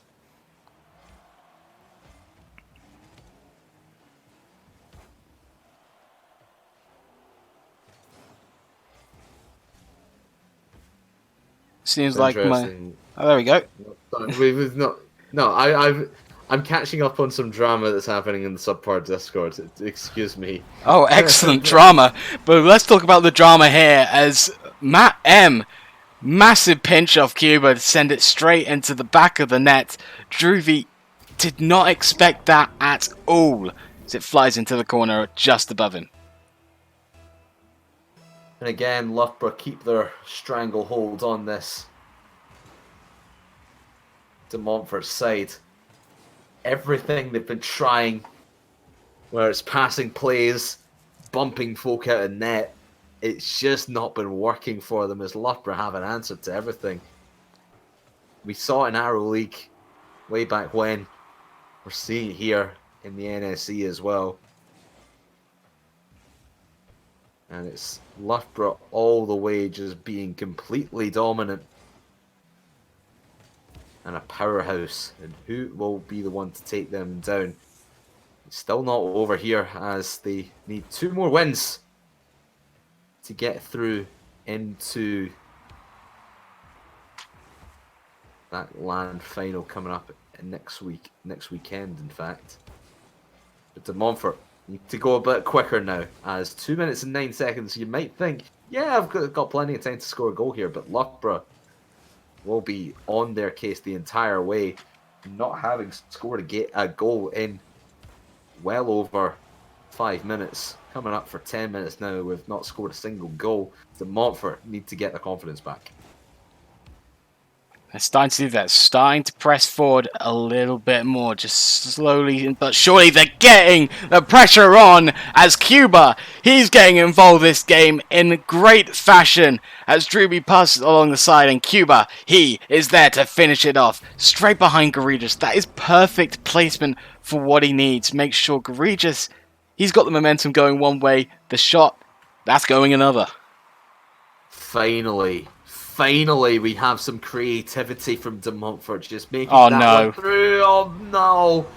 And it always comes down a few seconds after the great play. De Montfort looked to be back in it. The confidence was regained. And Garrigas does that and dunks his opponent. Whoops, he says in the chat. But 1 minute 35, he is not sorry for that one. They are looking to finish this in 4 games. They do not want to go all the way to 7. But De Montfort looks like that's where they might have to be going at this moment in time. It's all the way to 7. I think that goal just came from a little bit of a lack of Grandchamp level game sense from Cuba. Really, what I think that Cuba needed to do, because I'm not a Grand Champ myself, was just let the ball run down the line a little bit, take it around the world, just over the net, make sure that there's no attacks from Loughborough, and then go on the attack from there. Just Cuba going backwards to try and stop the dribble wasn't the smart idea at the time. But it is only a 1-goal game with the last 50 seconds ticking down. This is perfectly possible for De Montfort as Druby gets through on goal. Can he pinch it into the side? Yes, he can. Druby's there. That's a phenomenal save from Mahem to prevent the shot. We are still with a 1-goal deficit on the side of De Montfort. 30 seconds left, and it might actually be 3-1, and it will. Matt gets the long clear, and that's exactly what has been damaging De Montfort every time. We've talked about it so much in the game with Reading and this game with Loughborough as well, where they've just all been committing, and then one long clear doesn't go their way, and it ends up trickling into the net, and Loughborough find that. That is what they've been taking advantage of this whole time. The big long clear and the overcommitments that De Montfort have been making as Mish tries to make it 3-goal lead, I should say. It's not going to happen. Probably won't matter in the end, as Loughborough have one more to go before they will be going into the land final in Nottingham. But Rule 1 must be observed, and it's not quite done as well. It was done, I believe, in Game 2, when it was kept up for a good few seconds after the time had hit triple zeros. But great again from Loughborough. They've been able to weather every single storm that De Montfort puts against them, except for, of course, one that ended up in the net. Good from De Montfort. They're starting to adapt a little bit more, getting the aggression up. Cuba is also getting involved, which has been vital. That third player coming up in the offensive rotations has been one of the biggest problems for De Montfort. They're just not allowing each other enough time to get back round to net, which is why a few goals still going in, because they're all still in the same half. They are, and what can you really say has happened to De Montfort in this transition from quarterfinal to semi-final? Druby and Druvy have not been the gruesome twosome that we've expected them to be. Loughborough have just have really just came out and been a terrible trio, as they have just kept Druby and Druvy quiet, and they've been really forcing Cuba to step up and make those plays. But he just can't play to the level of Loughborough on his own. Druby and Druvy need to start stepping up the same way they did against Reading, or else they could find themselves out of this tournament. And the path back for De Montfort needs to start in this game, as they are 3 games down in this best-of-7 series. Match point for Loughborough.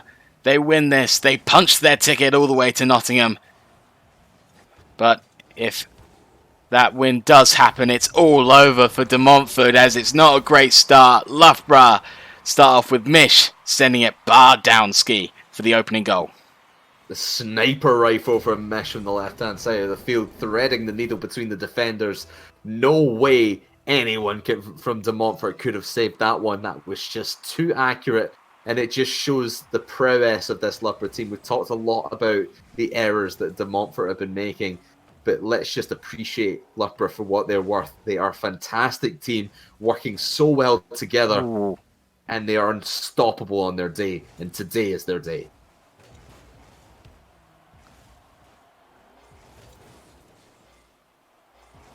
Oh, back on defense from Loughborough. The rotations, once again, have been great, but they leave an open net, just as I was commenting on the good rotations. Matt M just a little bit too loose with the clearance, not quite getting the second touch that he required, and it just drops down for Druby. He makes no mistakes dropping it down into the net.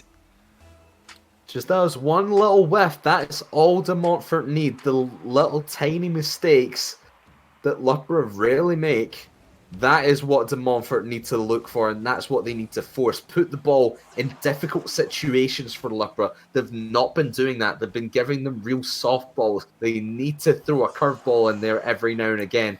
That's exactly what they did, and Matt M couldn't make the touch. Falls down for the open net. Off the backboard. Into the middle. This De Montfort team, they're so good on the transition at the moment. They found their way through. They're starting to understand the Loughborough side a little bit more to get their transitions on point. The problem is, some of the creativity from Loughborough is completely unbeatable. Like the bumps, like some of the passes just being way too fast. This De Montfort team, they're being slightly outpaced at some points, and at others, it's just down to their positioning. That the problems in the Reading series, they're similar, just small positional problems have led to big opportunities for Loughborough. But you say this, and it's all tied up at the moment. As De Montfort starting to find their stride, but here comes Garicius over the top and the hook up with Mesh. Just as we're talking about Loughborough struggling a little bit, they come out and pull plays like this. Absolutely incredible from Loughborough, holding their nerve, and now within touching distance of their punching their train ticket to Nottingham. They'll be getting the train, don't you worry. Not flying them out first class. Did Nottingham even have an airport? It's like a 10-minute plane journey. It'd be ridiculous to get a plane from there. My goodness, Crafters. Just because you're in Glasgow. Just get an A380. Where is Loughborough in relation to? I think it's East Midlands, and Leicester's just north of Coventry, like somewhere. It's a little bit north. Yeah, just get one of those giant A380s from Loughborough University and land it outside the Alt Gaming Lounge. To be honest, you could probably just put down the plane and just walk across it, and you'll be there. But it looks like De Montfort, they just want to put a spanner in the works as they tie the game up with 1 minute 57 to go. This is plenty of time to start the ball rolling. And I'm being corrected. TDB from Loughborough, he's hanging out in chat, supporting his boys. He's telling us they're south of Notts, north of Leicester.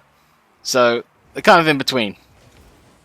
I'll take your word for it. I don't know the geography of England. But putting a spanner in the works of an aircraft might be a little bit dangerous for De Montfort. You don't want to rattle the cage of the monster that is Loughborough.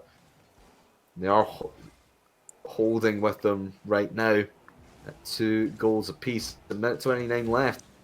Could we potentially see overtime? This is the closest match that I've really seen between these two teams. Not just score-wise, but possession and aggression-wise as well. De Montfort are starting to come back into their stride. This is what we saw early on against Reading.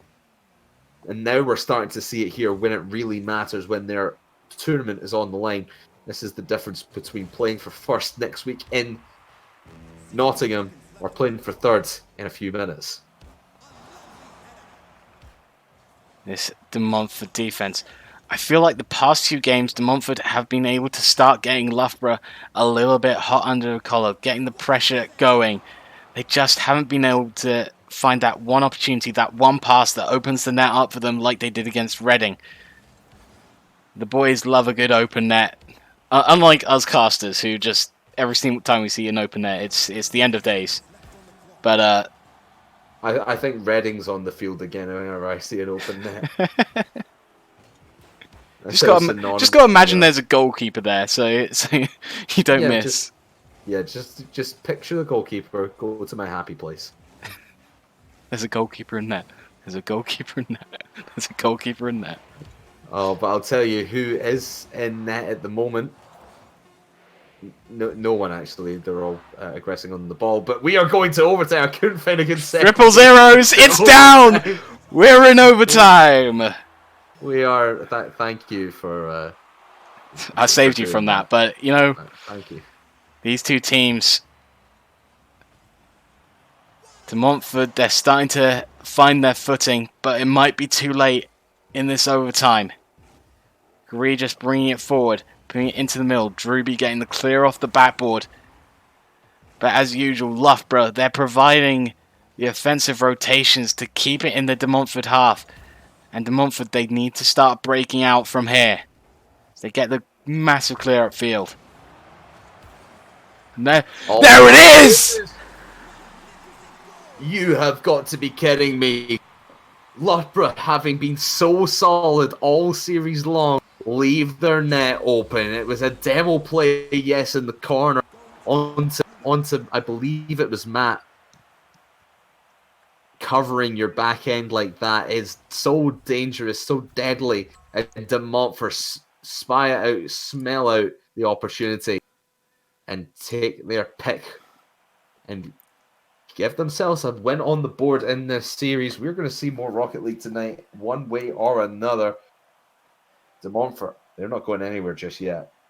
Don't print out those tickets just yet. We could have a blockbuster of a series here if De Montfort start rolling like they did against Reading. Every time they get that one goal, it seemed like against Reading they got the confidence. And I feel like ever since those early goals that Cuba started getting in like game 2 or 3, they started to feel slowly more confident, and it's built up until now as they take the game. Loughborough, they need to... There's been a lot less passing plays from what I've noticed. As you can see, they scored 2 goals, one of them was assisted, and I can't quite remember the goals. And I'm annoyed because it'll be a great point if I could just say off the top of my head what happened with the goal. But this Loughborough team, I feel like De Montfort have started to shut down those passes a little bit more. They know that all 3 of them are a threat, so they just start to block them out at the source as opposed to trying to block the pass. Well, let's see what happens here in game number 5 now. As Loughborough wanting to... Maybe they just felt bad for De Montfort and ended up giving them their game. I don't imagine that's the case. They were still playing pretty solid, but I think De Montfort just knew they had to step up their game. And knew that I wanted to go watch I'm a Celebrity. And keeping me here. Ooh, that's a great defensive bump. Gives them the time. Drewby off the post. No one's there to follow up. Matt M is back in time. I think you're missing I'm a Celebrity, lad. As Mish puts one in for the opening goal of the game. Great stuff from Matt M and Mish, as they're now starting to get those passes going again. Yeah, just finding those lanes through the defense of De Montfort. And yes, we're only just over 30 seconds into this game. De Montfort are... You can see they're playing a little bit faster, a little bit more poised, and they're looking for each other now. There was a lot of solo plays as Loughborough kind of forced them into those situations where it was just one-on-one with the ball. Now you can see they're starting to play with each other a little bit more. Double commit there from Drewby and Kuba, but it doesn't matter as Kuba bailed out of it and got himself round into a good position. You saw it there. He bailed out at the last second knowing Drewby was coming in, and he got himself in a position where he could pick up any scraps that Drewby left off. That was the scraps, and Kuba gets the goal, tying it up. A little push into the way of Gorgeous as he tries to get in the way and try and push it onto the bar, but didn't quite move his car in the right way, as that's a great dunk from Matt M. As Loughborough look to aggress here. But De Montfort, they look like the ones with constant pressure now. It's been smaller attacks from Loughborough, but Matt M, a little bit of style, a little bit of grace, as he puts that one home for the 2-1 lead. A great touchdown there from Matt M, sneaking it under the crossbar. And as is per usual with the Loughborough team, they always like to go for that just underneath the crossbar, and you can never really predict where that one's going to go. But here comes Mish over the top of everyone on the field, not able to send it home. A minute and a half gone in game number 5. Loughborough back on form, but De Montfort has started playing defense. They've started pushing upfield. There's a big double commit actually from Loughborough, very rare from them. but it's given De Montfort a lane, giving them a little bit of an opening. Just goes to the side as they weren't able to take advantage. But those are this kind of plays that De Montfort need to start sniffing out before they happen and getting themselves into good positions to take advantage of those Loughborough mess-ups. Looks like we're being joined by the viewers watching Not That Chrome stream. Ladies and gentlemen, welcome to the other semi-final as Loughborough are 3-1 up against this De Montfort side in the series. Currently 2-1 up in this game 5. It's all or nothing for this De Montfort team. They must win this game. They must chalk back this goal if they have any chance of going to Nottingham. Up top went the attacking De Montfort player, but not able to close it out, and that is the thing that has been hurting them. They've had opportunities, not been able to close them off, and it leaves Loughborough in the lead for the moment. It's egregious. I've said egregious again. I know that way it is egregious. Yeah, it is egregious. You get I thought I messed it up. Anyway, egregious went up. It's still dangerous down in the orange half of the field. As now Kuba will drag it out. Mesh waiting for the pass from his teammate Matt M. Actually finds Egregious. Can't send it home, and it was a bit of a too early shot as Druby was rotating back. You might not need it at this point in time. Just keeping that ball down in your opponent's half if you're Loughborough is enough to put this game on ice. But one goal game is not comfortable in Loughborough, looking for a third to at least give them that safety net. That centre of the pitch is starting to become a little bit of a fortress for Loughborough. No. It's egregious, just missed out on that second touch to send it home. Patience from Cuba, just keeping possession as opposed to blasting it straight back up the field. This is part of what De Montfort have done to become a little bit more dangerous. They've kept possession a little bit more, taken the big clears out of their playbook, as that is a phenomenal save by Druvy on the line to deny the third goal for Loughborough. 41 seconds left, and Montfort needs all they can muster. One more game in the loss column for them will send them to the third place match, and they will not be going to play the grand final next week in the Alt Gaming Lounge in Nottingham. 20 seconds. Loughborough have been so out there. They have really been the best team all day long between these two, and really all season long in the NSE National League. And it looks like it will be Loughborough being the first ones, or the second ones if Chrome Stream is about done. to drip. They will be punching their ticket to the Alt Gaming Lounge in Nottingham. Congratulations, Loughborough. You're our grand finalists. That is it. Over. Loughborough. They're going back to another grand finals. And I believe, if we're able to double check, Crafters, why don't you check the result of the other semi-finals? But I have in my mind on who might be filling out that other grand final spot. It's not showing up on the website yet. We got confirmation from CJ in the chat. It is once again Loughborough facing off against Lancaster. Thank you very much, CJ, for that quick update in the chat. So, CJ. not quite the same one. Wrong CJ. Oh, okay. Yeah, wrong CJ. Not that CJ. No, that's not that CJ. That's brilliant. But De Montfort, they performed very well towards the end of that series, and despite missing out on the grand final, they can be proud of how they recovered to basically bring back that series. But congratulations to Loughborough. They're going to the Alt Gaming Lounge in Nottingham, whereas De Montfort and Swansea Titanium White will be the game next up on stream. So we haven't seen Swansea Titanium White play yet, but bring up a few stats about them.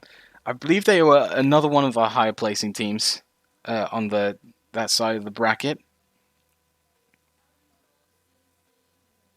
And Swansea, CJ Grand Champ. We have Raiders as a Grand Champ.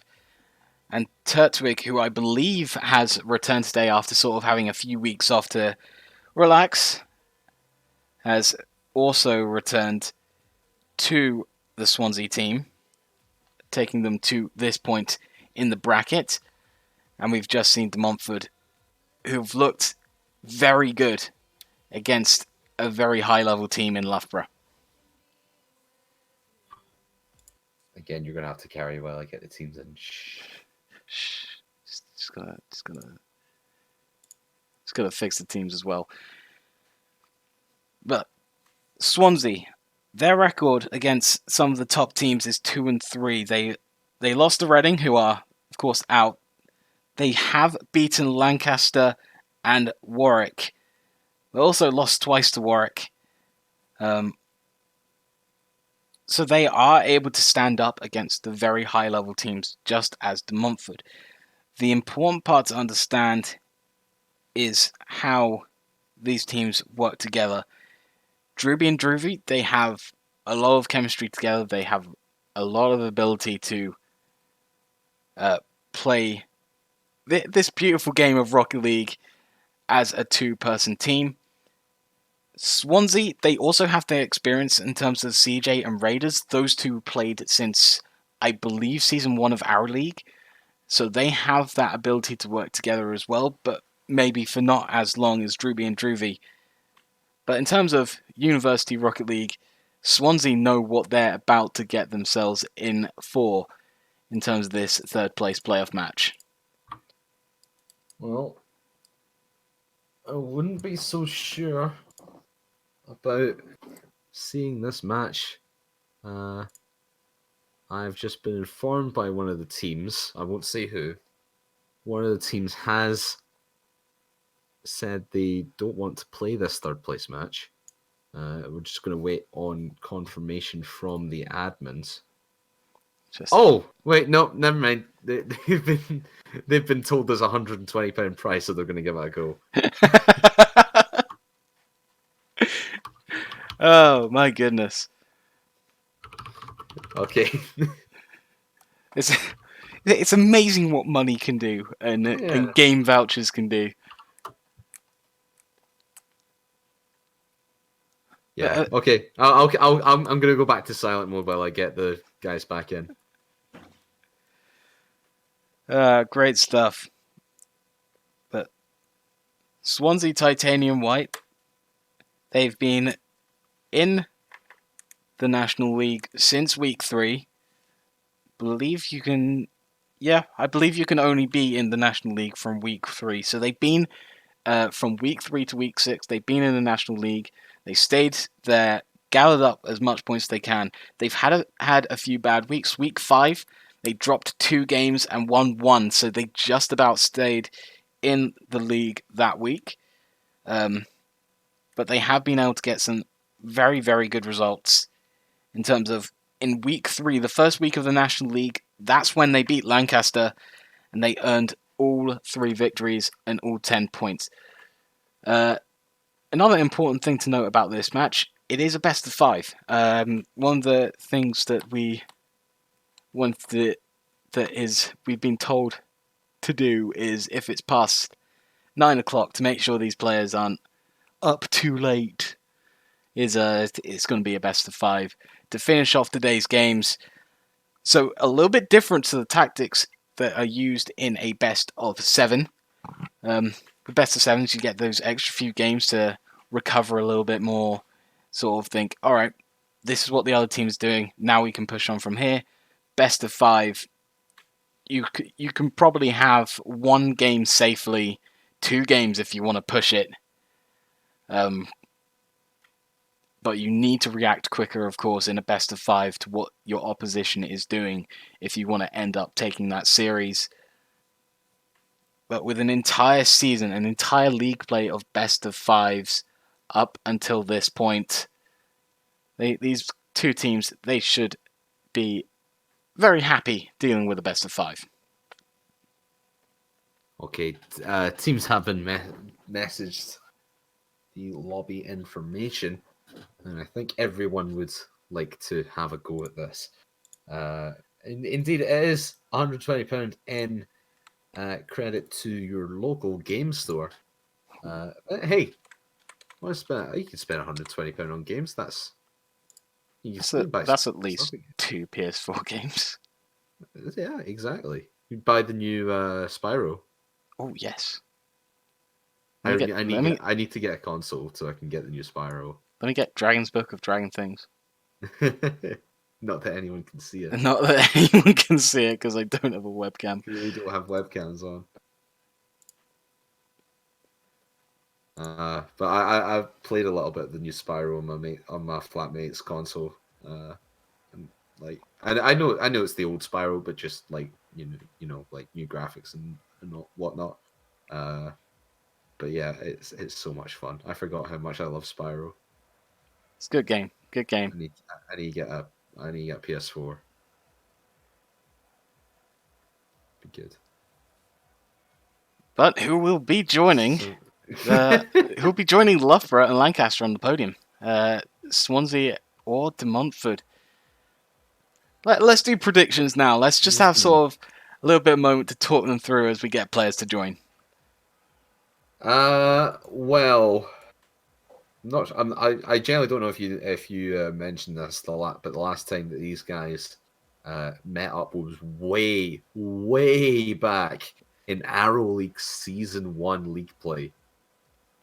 That's a long time ago. That was a best of 5. Swansea came away the winner of that, 3-1. They've not met since that. Of course, it was a completely different De Montfort team way back then.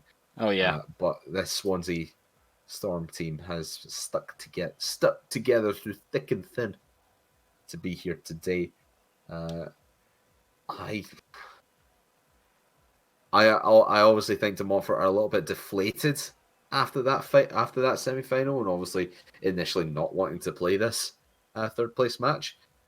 But we'll see what happens because I think De Montfort might end up coming out on paper they're the better team, but Swansea might have a trick or two up their sleeves. So I'm gonna give it.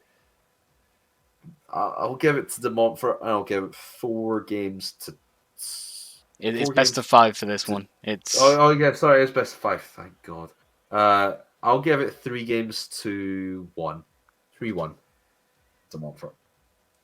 I think the point of being deflated after a loss is a big point for both these teams. They both come off of huge losses that take them away from a land spot, which both of them would have loved to have taken away from their respective opponents.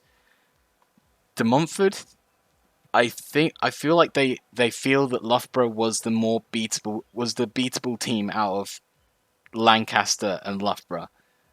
So I feel like, considering Drewby and Droovy, I'm not going to say allegedly. I have heard they can be very passionate about the game of Rocket League, and they can get a little bit tilted quite easily. So this break in between that series and this one is going to be important for them to sort of calm down and think, all right, we have a redemption series here to show just how dangerous they can be. So De Montfort, if you're watching the stream, listen. This is your redemption series. I reckon you're going to take this 3-1. I think Swansea have the ability to take down this De Montfort side at least once, twice if they sort of come out of the blocks firing, because they've just faced Lancaster, who might have sped them up in terms of their gameplay. But I reckon De Montfort, they're going to just about take this 3-1. But let's take a look at a few things in chat, crafters. Few predictions coming in as well. TDB agreeing with my predictions of 3-1 on the side of De Montfort Goons. We have X-Hunter Sky. He's saying Swansea is going to get the sweep over De Montfort. And I believe, Crafters, what did you say? You said you're going with De Montfort as well in... I said De Montfort 3-1. 3-1. I reckon it'll go.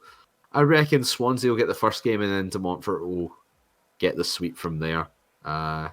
What's everyone saying? So we got TD. You said TD Bridges got 3-1 for De Montfort. We got We X have Hunter Sky said 3-1, but didn't say to who. 3-1. 3-1 question mark. Then he said Swansea is 3-0ing. And then he said, right. "Castor, what are you talking about?" So he's Wow. he's Okay. very confident in Whoa. his 3-0 prediction. Not on my side, clearly. Not on my side either. We've got Orion's got 3-2. Swansea in a reverse sweep. That'll be interesting. Tasty way to finish the day. Garrigas is saying 3-0 to De Montfort. It's quite a varying amount of scores. It seems like De Montfort are just about on the side of. I'd say it's a Swansea crowd. It's definitely a Swansea crowd. Yeah, it seems like Swansea fans, but De Montfort in De Montfort in the brain, Swansea in the hearts. Yeah. Spam this creep for Swansea sweep. Oh my goodness! Jesus, CJ very very confident. He's sat here in the lobby. We're waiting on De Montfort getting in. I think one of their players has just gone for a quick 5-minute break. Should be back fairly soon. Hopefully get us up and running within the next few minutes. So I said 3-1. What did you say, Dragon? I agree with you. 3-1 De Montfort. 3-1 to Montfort. I would be very surprised if this goes to 5 games. If it does go to 5 games, I would say Swansea would win it, but I'd be very surprised if it did. Oh yeah, that is a good point. If this is a 5-game series, Swansea will be very likely to take that. I feel like they have the endurance over De Montfort. De Montfort need to shut this down just instantly. As soon as they get the opportunity to take the sweep or even the 3-1, that has to be it. There are quite a few teams that are that sort of momentum based. I would even sort of include kind of Loughborough in that bracket of being momentum based. I think they've matured slightly from that, but the momentum from Loughborough in previous seasons has sort of guided them to where they were, but as soon as they were shut down, they couldn't sort of get going again. I feel like it could be the same for this De Montfort side. As soon as they are shut down, that could be it for them. It could well be. We'll hopefully find out in the next few minutes. Craftman has just followed me on Twitch. I did. I didn't realise I wasn't. I thought I already was. Fair enough. Still wait for teams. Keep the chats coming. We're enjoy this. Spam this cheese for DMU, please. Oh yes. Yes. Raiders is a Swansea player in chat having a bit of good time. He's getting a chant going for De Montfort. That's good sportsmanship right there. Good lad, Raiders. Exactly. Good lad. That. Oh no. Oh no, egregious please. Egregious please. This is the PG chat. Hunter, thank you very much for saying that you like us. Thank you. Will we do a Q&A while we're waiting on it? No, they're coming. Enough Q&A. Q&A is done for this week. We'll see you again next week. Q&A is over. Anyway, let's just get this show on the roads. We've waited long enough. The time for speculation is over. Who is going to finish third? Who is going to finish fourth? We have a best of 5 series to figure this all out.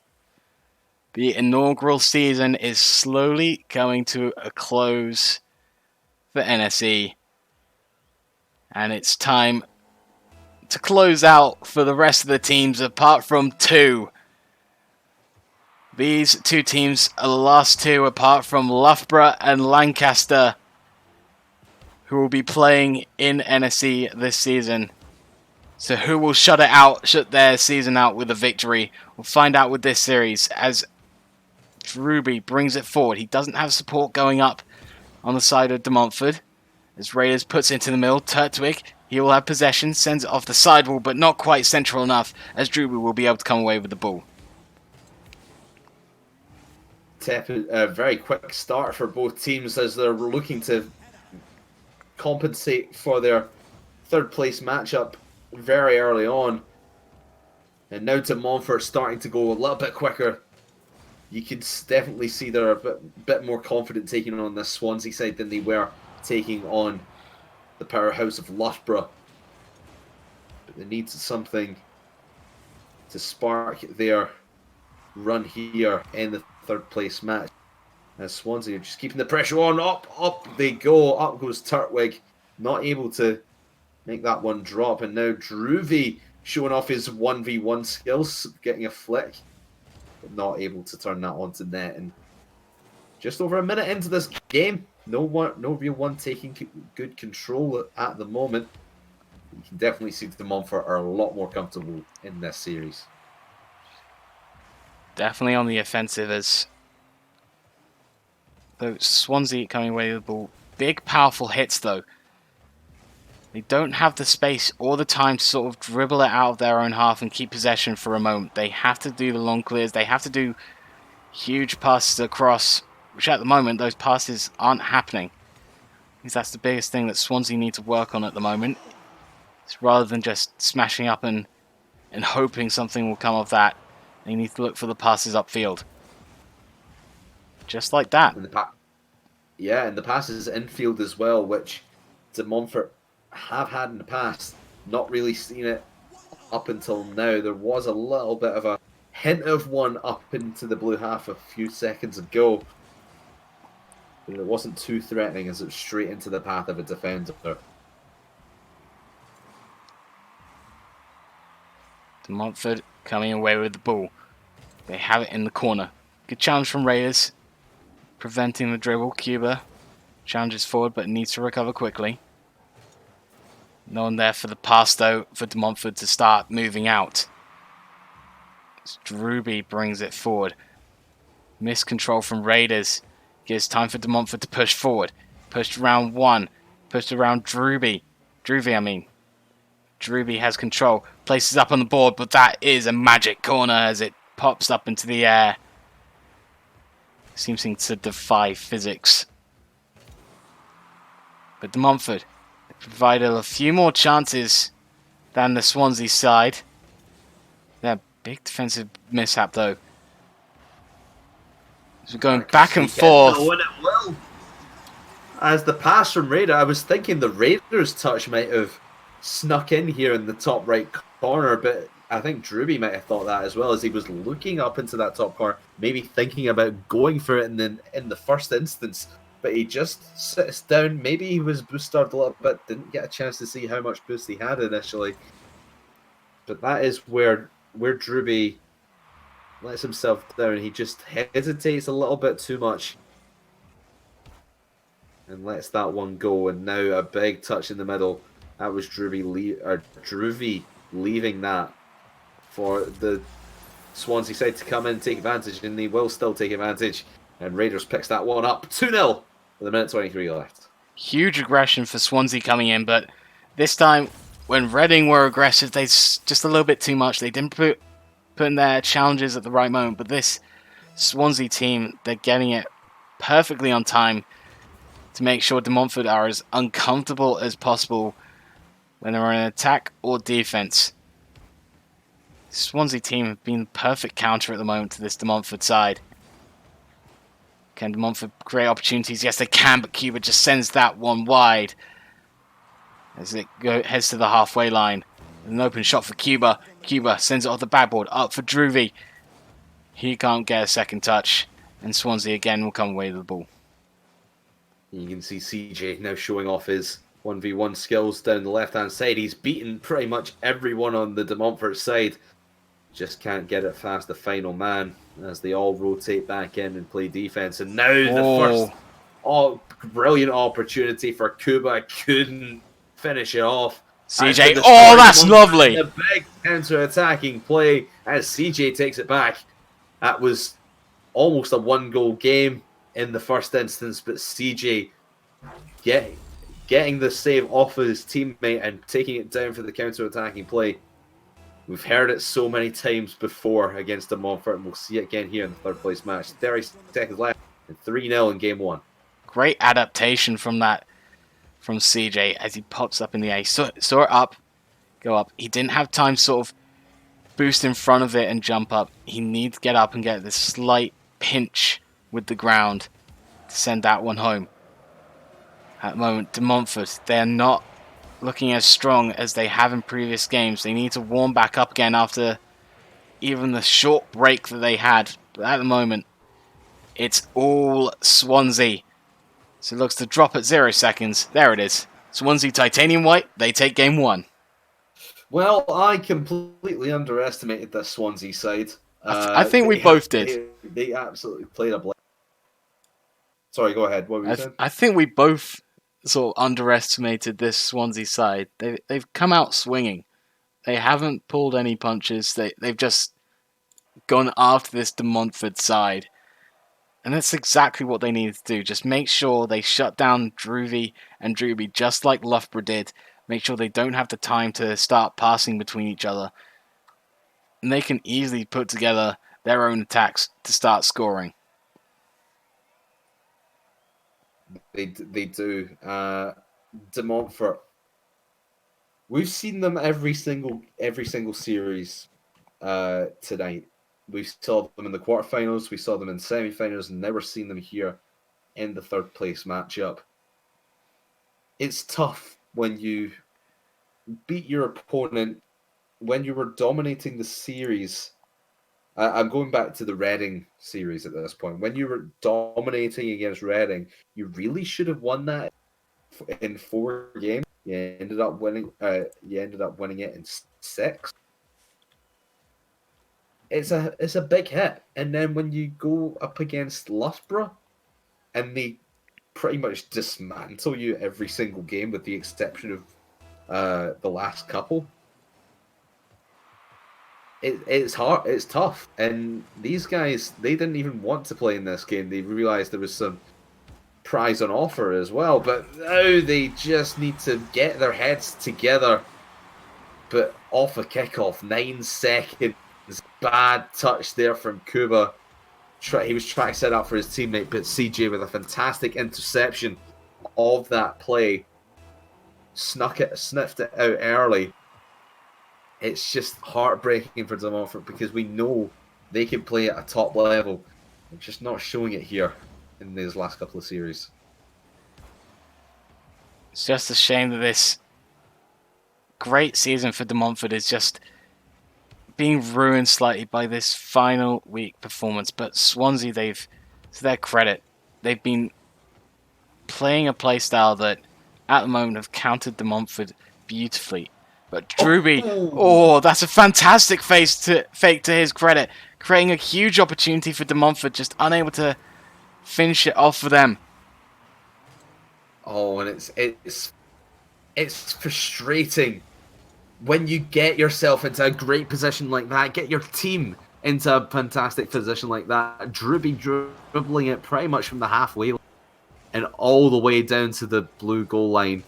It's tough when either you or your teammates can't finish that off and you're still behind the game. You just sort of hit your table out of frustration, even leave a dent in it. I'm totally not looking at a dent in my own table right now. Oh, but that's another one. Another opportunity comes and goes for the De Montfort side. And it's just the shot accuracy letting them down once again. Oh my goodness, that's a great play. Play by Kuba. Oh, Raiders! Raiders gets back in time, but Druby will be kicking himself for not putting that in sooner. This is fantastic from De Montfort. To their credit, they've changed their playstyle up a little bit.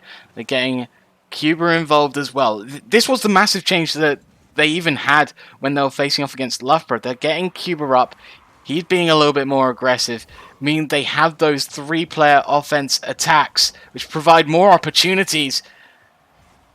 It does open up their defense a little bit more, but even their midfield defense, that's been tightened up as well. They're just doing these tiny tweaks every single game, even mid-game, that's improving them so much at the moment. And De Montfort, they're looking entirely different to how they did in Game 1. They do, but you've got to think how they must be doing in their team chat right now. Are they talking to each other? Do they even want to talk to each other? And another one rattles off the woodwork and not able to tie the game up. It's especially frustrating when you're only one goal behind. It's an open Here's a net. wide open opportunity. No one had boost. Swansea just keep going at them. And Oh, that's a De Montfort, fantastic demo. De Montfort have had so many opportunities. And like you said, the demo plays out and out of the Swansea net. It is just constant pressure from Oh, De this Montfort, Swansea but team. consistent defense from Swansea is just keeping them at bay and keeping this game at 1-0. How are Swansea?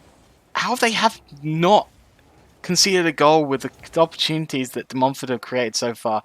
I have no idea. But this Swansea team, it seems like they only need one goal to be happy, and then they can start just sitting back. And it's not like they've been sitting back on their line like some teams may do at this point in time. They have been trying to create opportunities. It's just De Montfort have been at the midfield and stopping any attacks they do generate. Because De Montfort are starting to create their own opportunities, but it's just this staunch Swansea defense not letting them go. 4 saves on the board, but there have been so many more times that Swansea have touched the ball away that was pretty much a surefire thing to be a goal for De Montfort. 40 seconds left. We'll only have one goal in this game so far. That one is heading back in a very difficult position for Ray. Oh, lovely! There's Drury over the top. The redirect from his touch from the teammate Druby. I thought it was his own touch. Again, the names are so similar, but that's when the Swansea defense breaks down. Just the attack out of the blue. De Montfort, utilize that. You know that's the weakness. Now take full advantage. Tied game, 30 seconds to go. Keep the opportunities coming, De Montfort. Cuba sends it off the back four, looks for the second touch, gets the dunk, but it's not quite the right angle. As Druvy gets in the way, he's providing opportunities that way. He's preventing Swansea from being able to escape their own half. The last 10 seconds ticking down. Drops into the middle. Great stop out. We might be ending on a tied game. Druvy, what can he say about it? Not much. The shot is dropped by the Swansea defender, and we have overtime. De Montfort, so close in every way. And this game should really be about 5 or 6-1 in their favour. But the Swansea defense is holding strong. But again, defense can only get you so far. You need to turn that into counter-attacking plays, because De Montfort are doing the same thing they've done all day long. They are overcommitting. They are putting everything into their offense. Swansea just need one big long clear like this from CJ. Oh, much only better just drops adaptation towards the middle of the field. Oh, it's in front of that. What can Druvy? No, it's not. It's going to dip under, and Druvy will take the win for De Montfort. I was expecting Druvy to sort of wait in front of that and see how it bounces. I was sort of panicking myself, sort of thinking, oh god, it's going to go off the crossbar, just doink off the top of my car and go into my own net somehow. But Druvy, he does the business himself. And that is the overtime. De Montfort, they peg one back in game 2. Much better from De Montfort. That was Series 1 De Montfort. That was Reading De Montfort. That was the midfield defense. That was creating opportunities. What they're lacking, what would make this just an absolute landslide for De Montfort from that game, would just be putting them away. I mean, Druvy, 7 shots. Druby, 3 shots. Cuba adding his own shot in there to the mix. They outshot Swansea by so much. The chances they're creating are amazing. And it's not like they're forcing Swansea not to do anything. There's 6 saves on the part of Swansea against 11 shots. So, De Montfort, this is what we wanted them to see from them in game 1 that they didn't quite pull off. They've done it in game 2. You can see that as well. Only one Oh, save as the server goes down for maintenance. Only one save from the De Montfort side. It just shows you how aggressive they're being. But the scoreline of 2-1 just shows you how well Swansea was putting up with that aggressive style of play from De Montfort. I think something has got to break at some point. I don't see I don't see a situation really where this kind of consistent pressure from De Montfort can keep up. Simply because, like I said, something's got to give. Either Swansea's going to get a long clear downfield when De Montfort's all attack, and it's just going to go bang, bang, bang. We're going to see score lines like we saw against Loughborough, like 3-1, 4-0. Or Swansea is just going to run at a boost eventually, and we'll see De Montfort racking up the score. just updating as we find a new server. Unless you somehow joined the server whilst I wasn't looking. No. I'm getting that back. But to recap today's action, we started off today with De Montfort. They're one of the teams playing here against Reading. They went on to win 4-2 against them. They ended up losing against their next opponents, Loughborough, 4-1. And now we're in the third place playoff. Man, I somehow found a font which looks really nice, looks really futuristic and cool. But for some reason, the creator of the text, the font, didn't add numbers, or at least they've been put into the system for fonts wrong, so it just ends up with letters overlapping the numbers. It's an odd situation that I found myself in. No, you should just make numbers. just, Just just go into Photoshop and just make numbers for it. note to self: make numbers.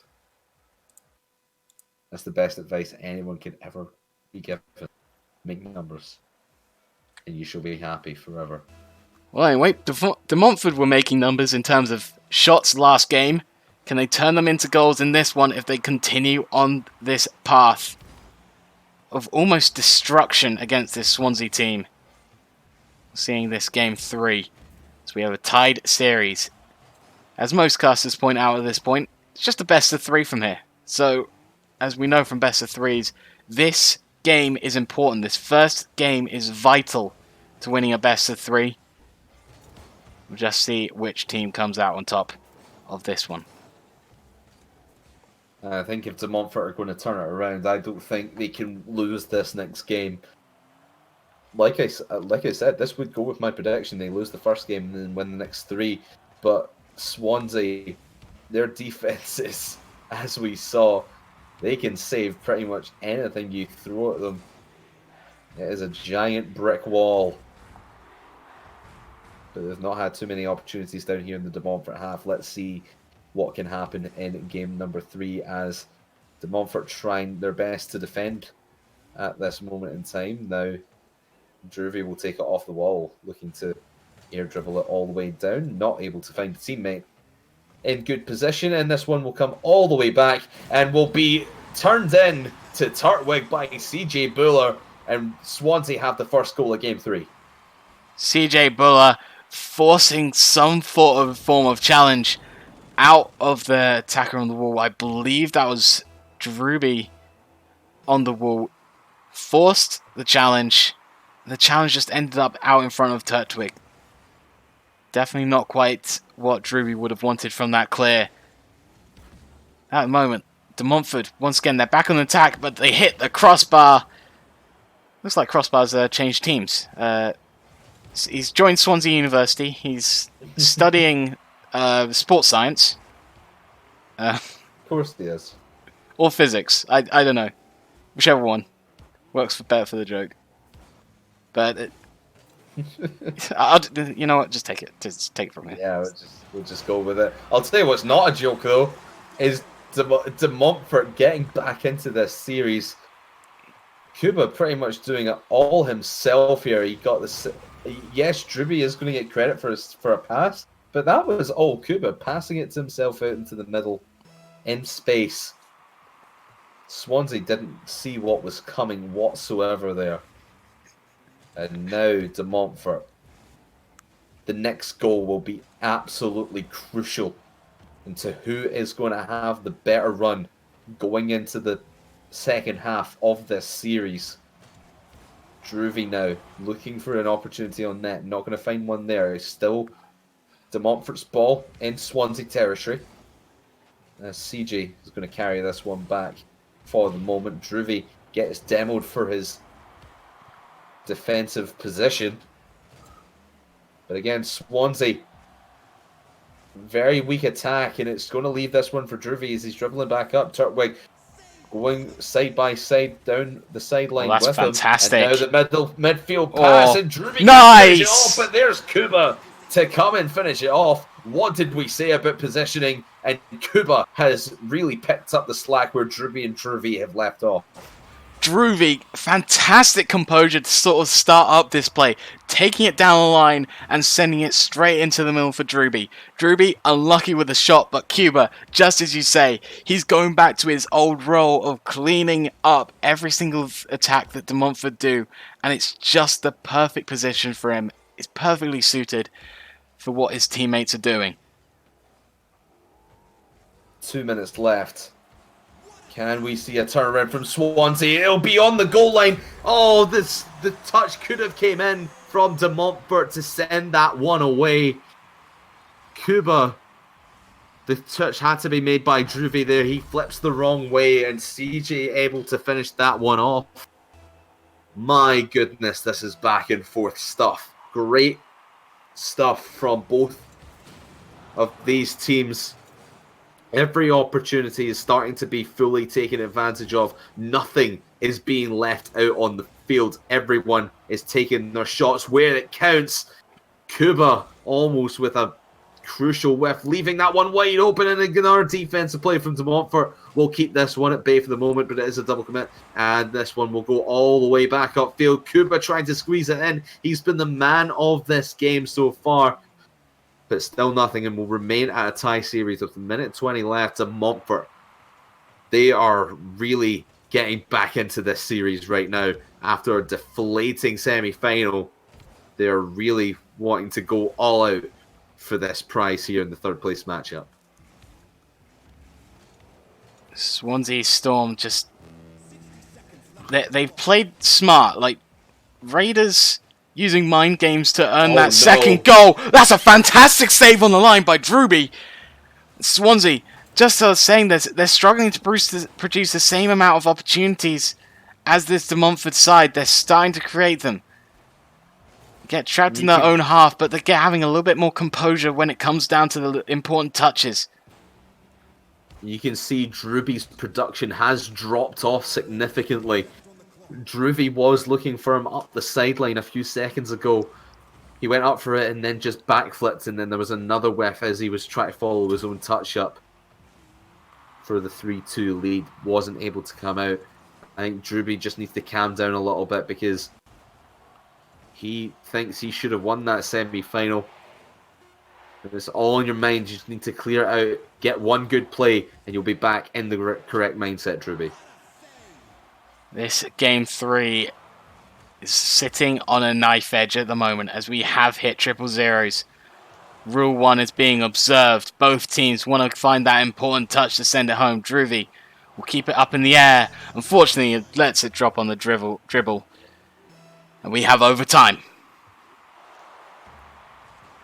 Like you said, it's essentially a best of 3. Next goal wins this and goes to match point, which will be all crucial for who can take game number 4. Will we see game 5? Druvy trying his best to give De Montfort the best opportunity they possibly can. I think if De Montfort can win this overtime, it'll give them such a confidence boost, and especially if it is Druvy to score the goal here in overtime, I don't think there's any stopping them in game 4. But first of all, they've got to get past this staunch defense of Swansea Titanium White. 42 seconds into overtime and no real good opportunities for either team. They'll just go back and forth. No one really wants to make a mistake at this moment in time. Cuba, not quite the touch he wants. But he has got backup. In terms of Drewby and Drewby. Drewby and Drewby. They look the same. The same names. So when you're trying to say them quickly, they just come out the same. But now, Drewby. Oh, that's a great counter! He can't quite find the pinch! It's out in front! CJ gets the clear! I think I distracted him by saying the same name twice and thought, what did he say? It was meant to be me. But Turtwig gets a shot. That's a fantastic recovery from Cuba to keep it out. You have got to be kidding me, Drewby. What have we said about taking it full advantage of your situations? That was game right there on the line, and it pinches the wrong way. But Cuba could put it in the prime position. That's not gonna help their situation as Drewby's all the way back, not able to get anything out of that. He was boost-starved completely. And that game was firmly in the hands of De Montfort. But Swansea... Cool, calm and collected when they needed to be. A series and will be on match point going into game number 4. CJ, cool, calm, collected, every single good adjective it can come down to. When you're in that sort of pressured situation, you have to score to go ahead in the series, and that's exactly what he does. Very good play. Just takes a moment, notices the retreating defender, thinks, if I get enough power in this air dribble, if I get enough speed, I can get it over, and that's exactly what he does. Looks like we are ready to go for game 4. It's just heartbreaking to see that De Montfort have come so close just missing by a hair. If Drewby hits that the other side, it might have pinched the other way and gone in, and we wouldn't even be having this conversation right now. We would be deep into the middle of game 4 at the very least at this moment in time if Drewby was able to send that one home. It's just frustrating. I said this in their matches against Loughborough as well. They were right there. They were stepping stride for stride with Loughborough in almost all the games they were taking part in. But it was just so frustrating that they had the opportunities, they weren't able to take advantage of them. It just didn't go their way in the end. And that's what happened there at the end of overtime as well. Just so frustrating from De Montfort. And I can see Drewby is especially the one getting a little bit more frustrated than his teammates, as he's not really communicating. But there's one, finally. Drewby and Drewby hook up once again. We've not really seen that since the series with Reading. Poor rotations by Swansea. No challenge coming in to shut down the shot. No one rotating in a back post to save the shot, and Drewby finds his way past, get first blood. An extremely important first goal on the part of De Montfort. As there is another open net, Drewby gets in the way, makes sure the goal is secured, and within a minute, De Montfort, they're shaking off what it was in their mistakes in game 3, and they're starting to push here. Starting to push through another quick succession goal. If De Montfort concedes and go down in the game, a quick goal will always be the thing to get them back up and running. But 2-0 will be the scoreline for the moment as they are balling out. Quick goals is what De Montfort's bread and butter have been this evening.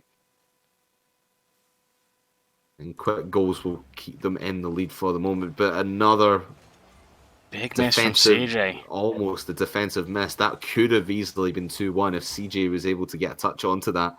But here comes the big counter-attacking play from Cuba. Oh, can't turn it in. Will actually leave it for Drewby to dunk it down. Raider Z manages to rotate back. and the Swansea defence holds strong once more. But this De Montfort side, they are out for blood. They want a comfortable lead, and they want it to be a game number 5, and Cuba is starting to make that dream a reality. It's great to see Cuba still getting involved. He hasn't been shaken by the loss. He's still playing the same role that he did the last game when the previous games where they've been successful. Cuba, he's been instrumental in the success of this De Montfort team. We've talked constantly about Druby and Druvy providing a lot of offensive power. Cuba, the best way to describe him is kind of the freaky of the team. Back in season 5 or so, when he would just clean up every single attempt they had. As Cuba, he comes in once again on the shot of Druby to finish it off. Swansea, they're down 4 with 2:48 to go. I think that's what this is doing for De Montfort. What they need to think about this for is a big confidence boost, because these guys have been down and out. They have been thinking they are on the brink of defeat. They've brought it back now. Now they have their first comfortable lead in really five or six series. They didn't have this against Loughborough. Now they've conceded one to make it a 3-goal game once again. But De Montfort need to think of this as their redemption. Now they need to start talking to each other, because the communication has been lacking up until now. I want to see them start talking to each other again. Start communicating, get back into your rhythm, because this is all or nothing at this point. Oh, and a big whiff from, I believe that was Cuba, as we're praising them on the redemption trial. Cuba being the man of the match so far, but he makes a key whiff, and it brings Swansea, the threat of Swansea, back into this game. Just ends up landing just past the nose of his car. Still the 2-goal lead. And De Montfort have not stopped looking like they'll be able to expand said lead. As long as they go back to the original rotations like they are now, covering for each other in defense, they can easily create more shots on target that they can easily put away, just like here's Druby puts it home off the Druvy cross. This is starting to become a bit of a shootout now, as Druby starting to build a little bit more confidence himself. 2 goals for him, 2 goals for Cuba, 1 for Druvy so far in this game. 2 minutes left, and it's really suffocating Swansea at this moment in time. Can they redeem themselves? Can we see a game number 5? It's looking all the more likely every second that ticks off that Swansea are not finding the opportunities that you would really expect them to, as De Montfort have tidied themselves up very nicely. No more overcommitments. They have got their comfortable lead. They're happy for someone to sit back, and their rotations are starting to work well. And what I want them to really consider is to start doing this more often. Don't just do this when you have a comfortable lead. Do it all the time, and you'll be in good stead for the future. De Montfort, they'll keep going as Cuba looks for the highlight play. Doesn't quite find it, but creates an opportunity for the mistakes. And low pace from Swansea. Still no goal created out of it though. De Montfort stuck in their half, but not for long as Cuba makes good use of the opportunity opened up by Swansea. Swansea, they seem to have lost a little bit of confidence on the attacking end. So just getting slowed down a little bit.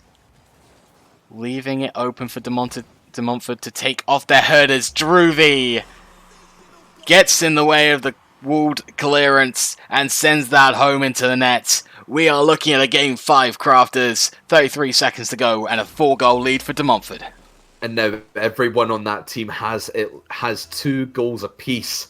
33 seconds left. That is what De Montfort want to see on the board, except maybe that. Don't want to see that off the kickoff. As Turtway. What happened here is everyone back went for boost, didn't leave someone back in goal. It can happen to the best of us, but the fact that all of DMU have 2 goals each, that is Oh, huge for their fake. confidence. That is Flick. huge for their Go confidence. in. And Truby, Oh, he got taken off the kickoff last time. He tries it this time, and actually, that was almost a sick play off a kickoff. Don't see that too often with the fake kickoff right at the ball.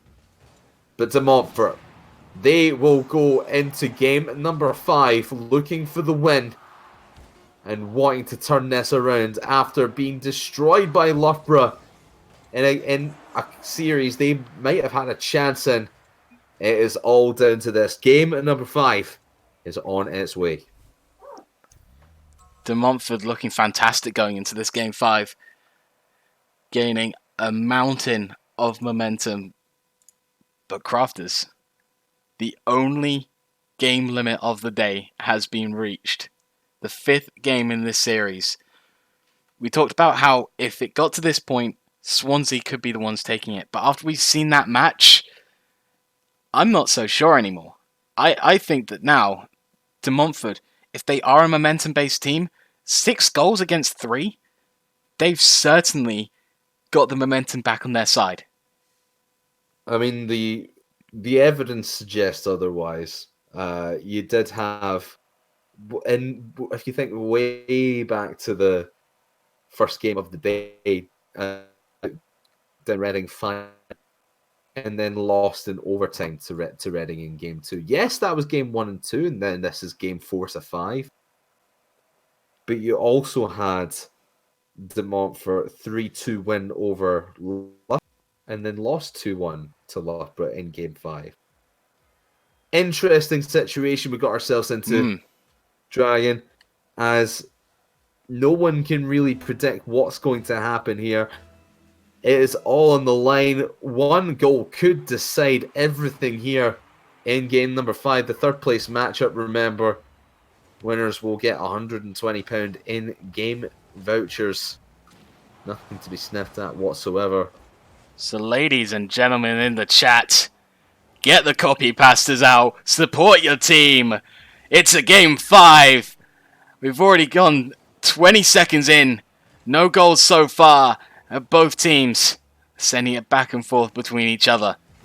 Both searching for the opening goal. And it could be here as De Montfort look for the open net. And the bump play, I think, left it wide open. And Swansea, they're 1-0 down. But De Montfort, they're loving this goal.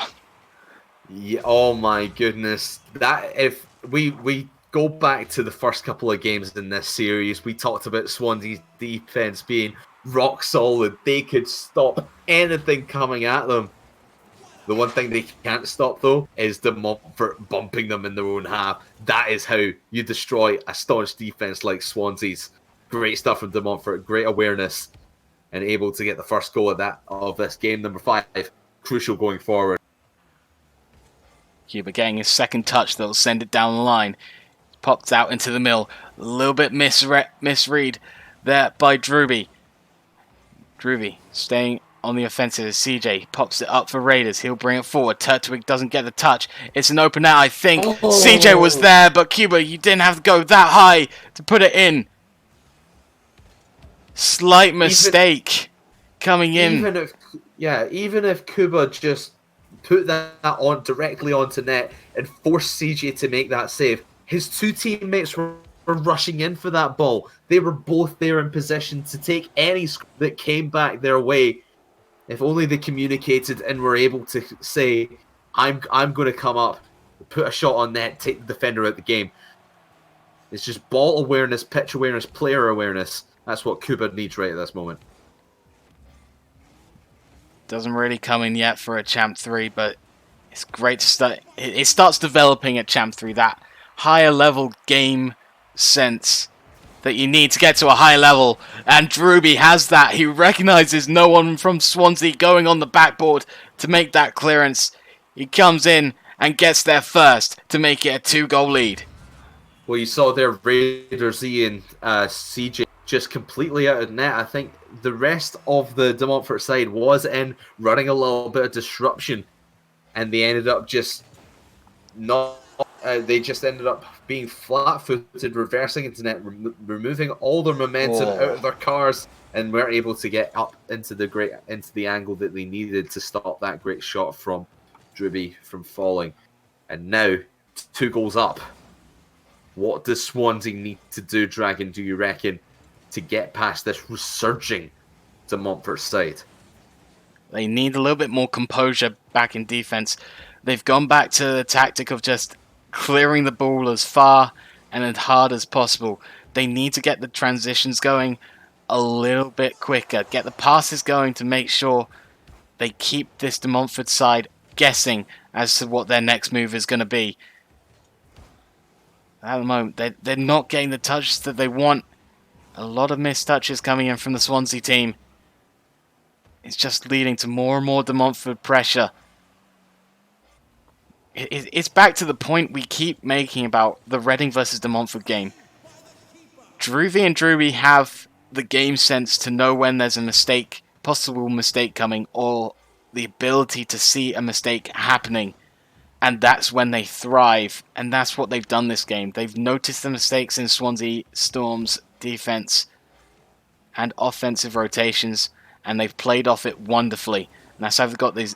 Now they've got these first 2 goals. Wish I could speak. It's important for a caster. Exactly, but I think Swansea have done that as well. They've recognised when De Montfort have been slipping up here in Game 5.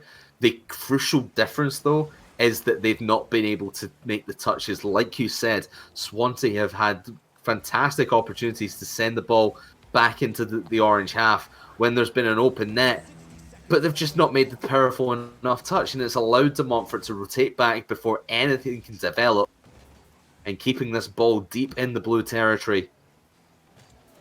De Montfort have regained their confidence, regained their insight to the game, and 40 seconds remaining.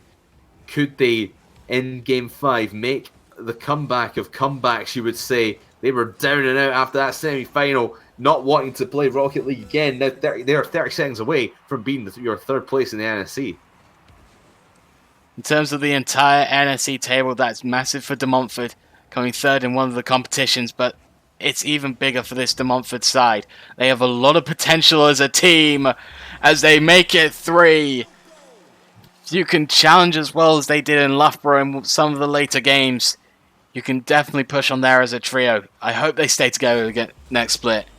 With 14 seconds to go, I think this is wrapped up, Crafters. Swansea will take 4th. De Montfort, congratulations. I think they've got 3rd. Indeed, and what a fight back from De Montfort. From being pretty much 1 goal away every step of the way with Loughborough. Raider Z has now stopped engine off. This ball will drop to the floor, and the De Montfort Goons will finally take 3rd place in the University Sports League. And that is it. There's not much else to talk about. These 2 teams, like I said, these 2 teams both have amazing potential for the next split, the spring split coming up in the new year. De Montfort especially, if these 3 stick together as a team, Druby and Druvy are going to keep working as the same trio, and Cuba's going to sort of find himself working in the familiar role and keep practicing that role over and over again. And they are going to be dangerous, even more dangerous than they were this season. So, Lancaster and Loughborough, you're sitting in the final right now, but watch out for this De Montfort team next season. And Swansea Storm Titanium White, you cannot take away from this achievement. Coming 4th out of a league system of quite a number of teams.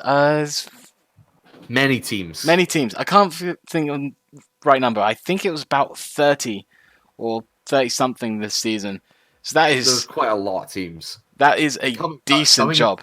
That is a decent job. Is an incredible feat, and for both these teams, well done, well played to them. They're just going to have to try again next time. on the National Students Esports stage. Speaking of next time on the National Students Esports stage, we're not going to Nottingham just yet. Hold your horses, son. This time next week, same time, same place, Tuesday at 7:15 p.m. We will be broadcasting the Challenger and Regional finals next week. The lower down brackets, still some great Rocket League to be played, some more champions to be crowned, and some people coming up to the National League as well for next season. And that will all be decided next Tuesday. But as you say, looking even further ahead from that, the trip to Nottingham being made by Loughborough and Lancaster for the grand final, the national championship being decided then, along with, I believe it's an all-in-one event for NSE. The rest of the games competitions will be decided then. But I think we'll wrap up the stream there. We'll see you next week, next Tuesday, for the next set of finals and next set of champions. And then we'll see you, I believe we're having it on the Saturday, the Rocket League final. We'll see you then for that. Thank you very much for watching, everyone, and we'll see you guys next week.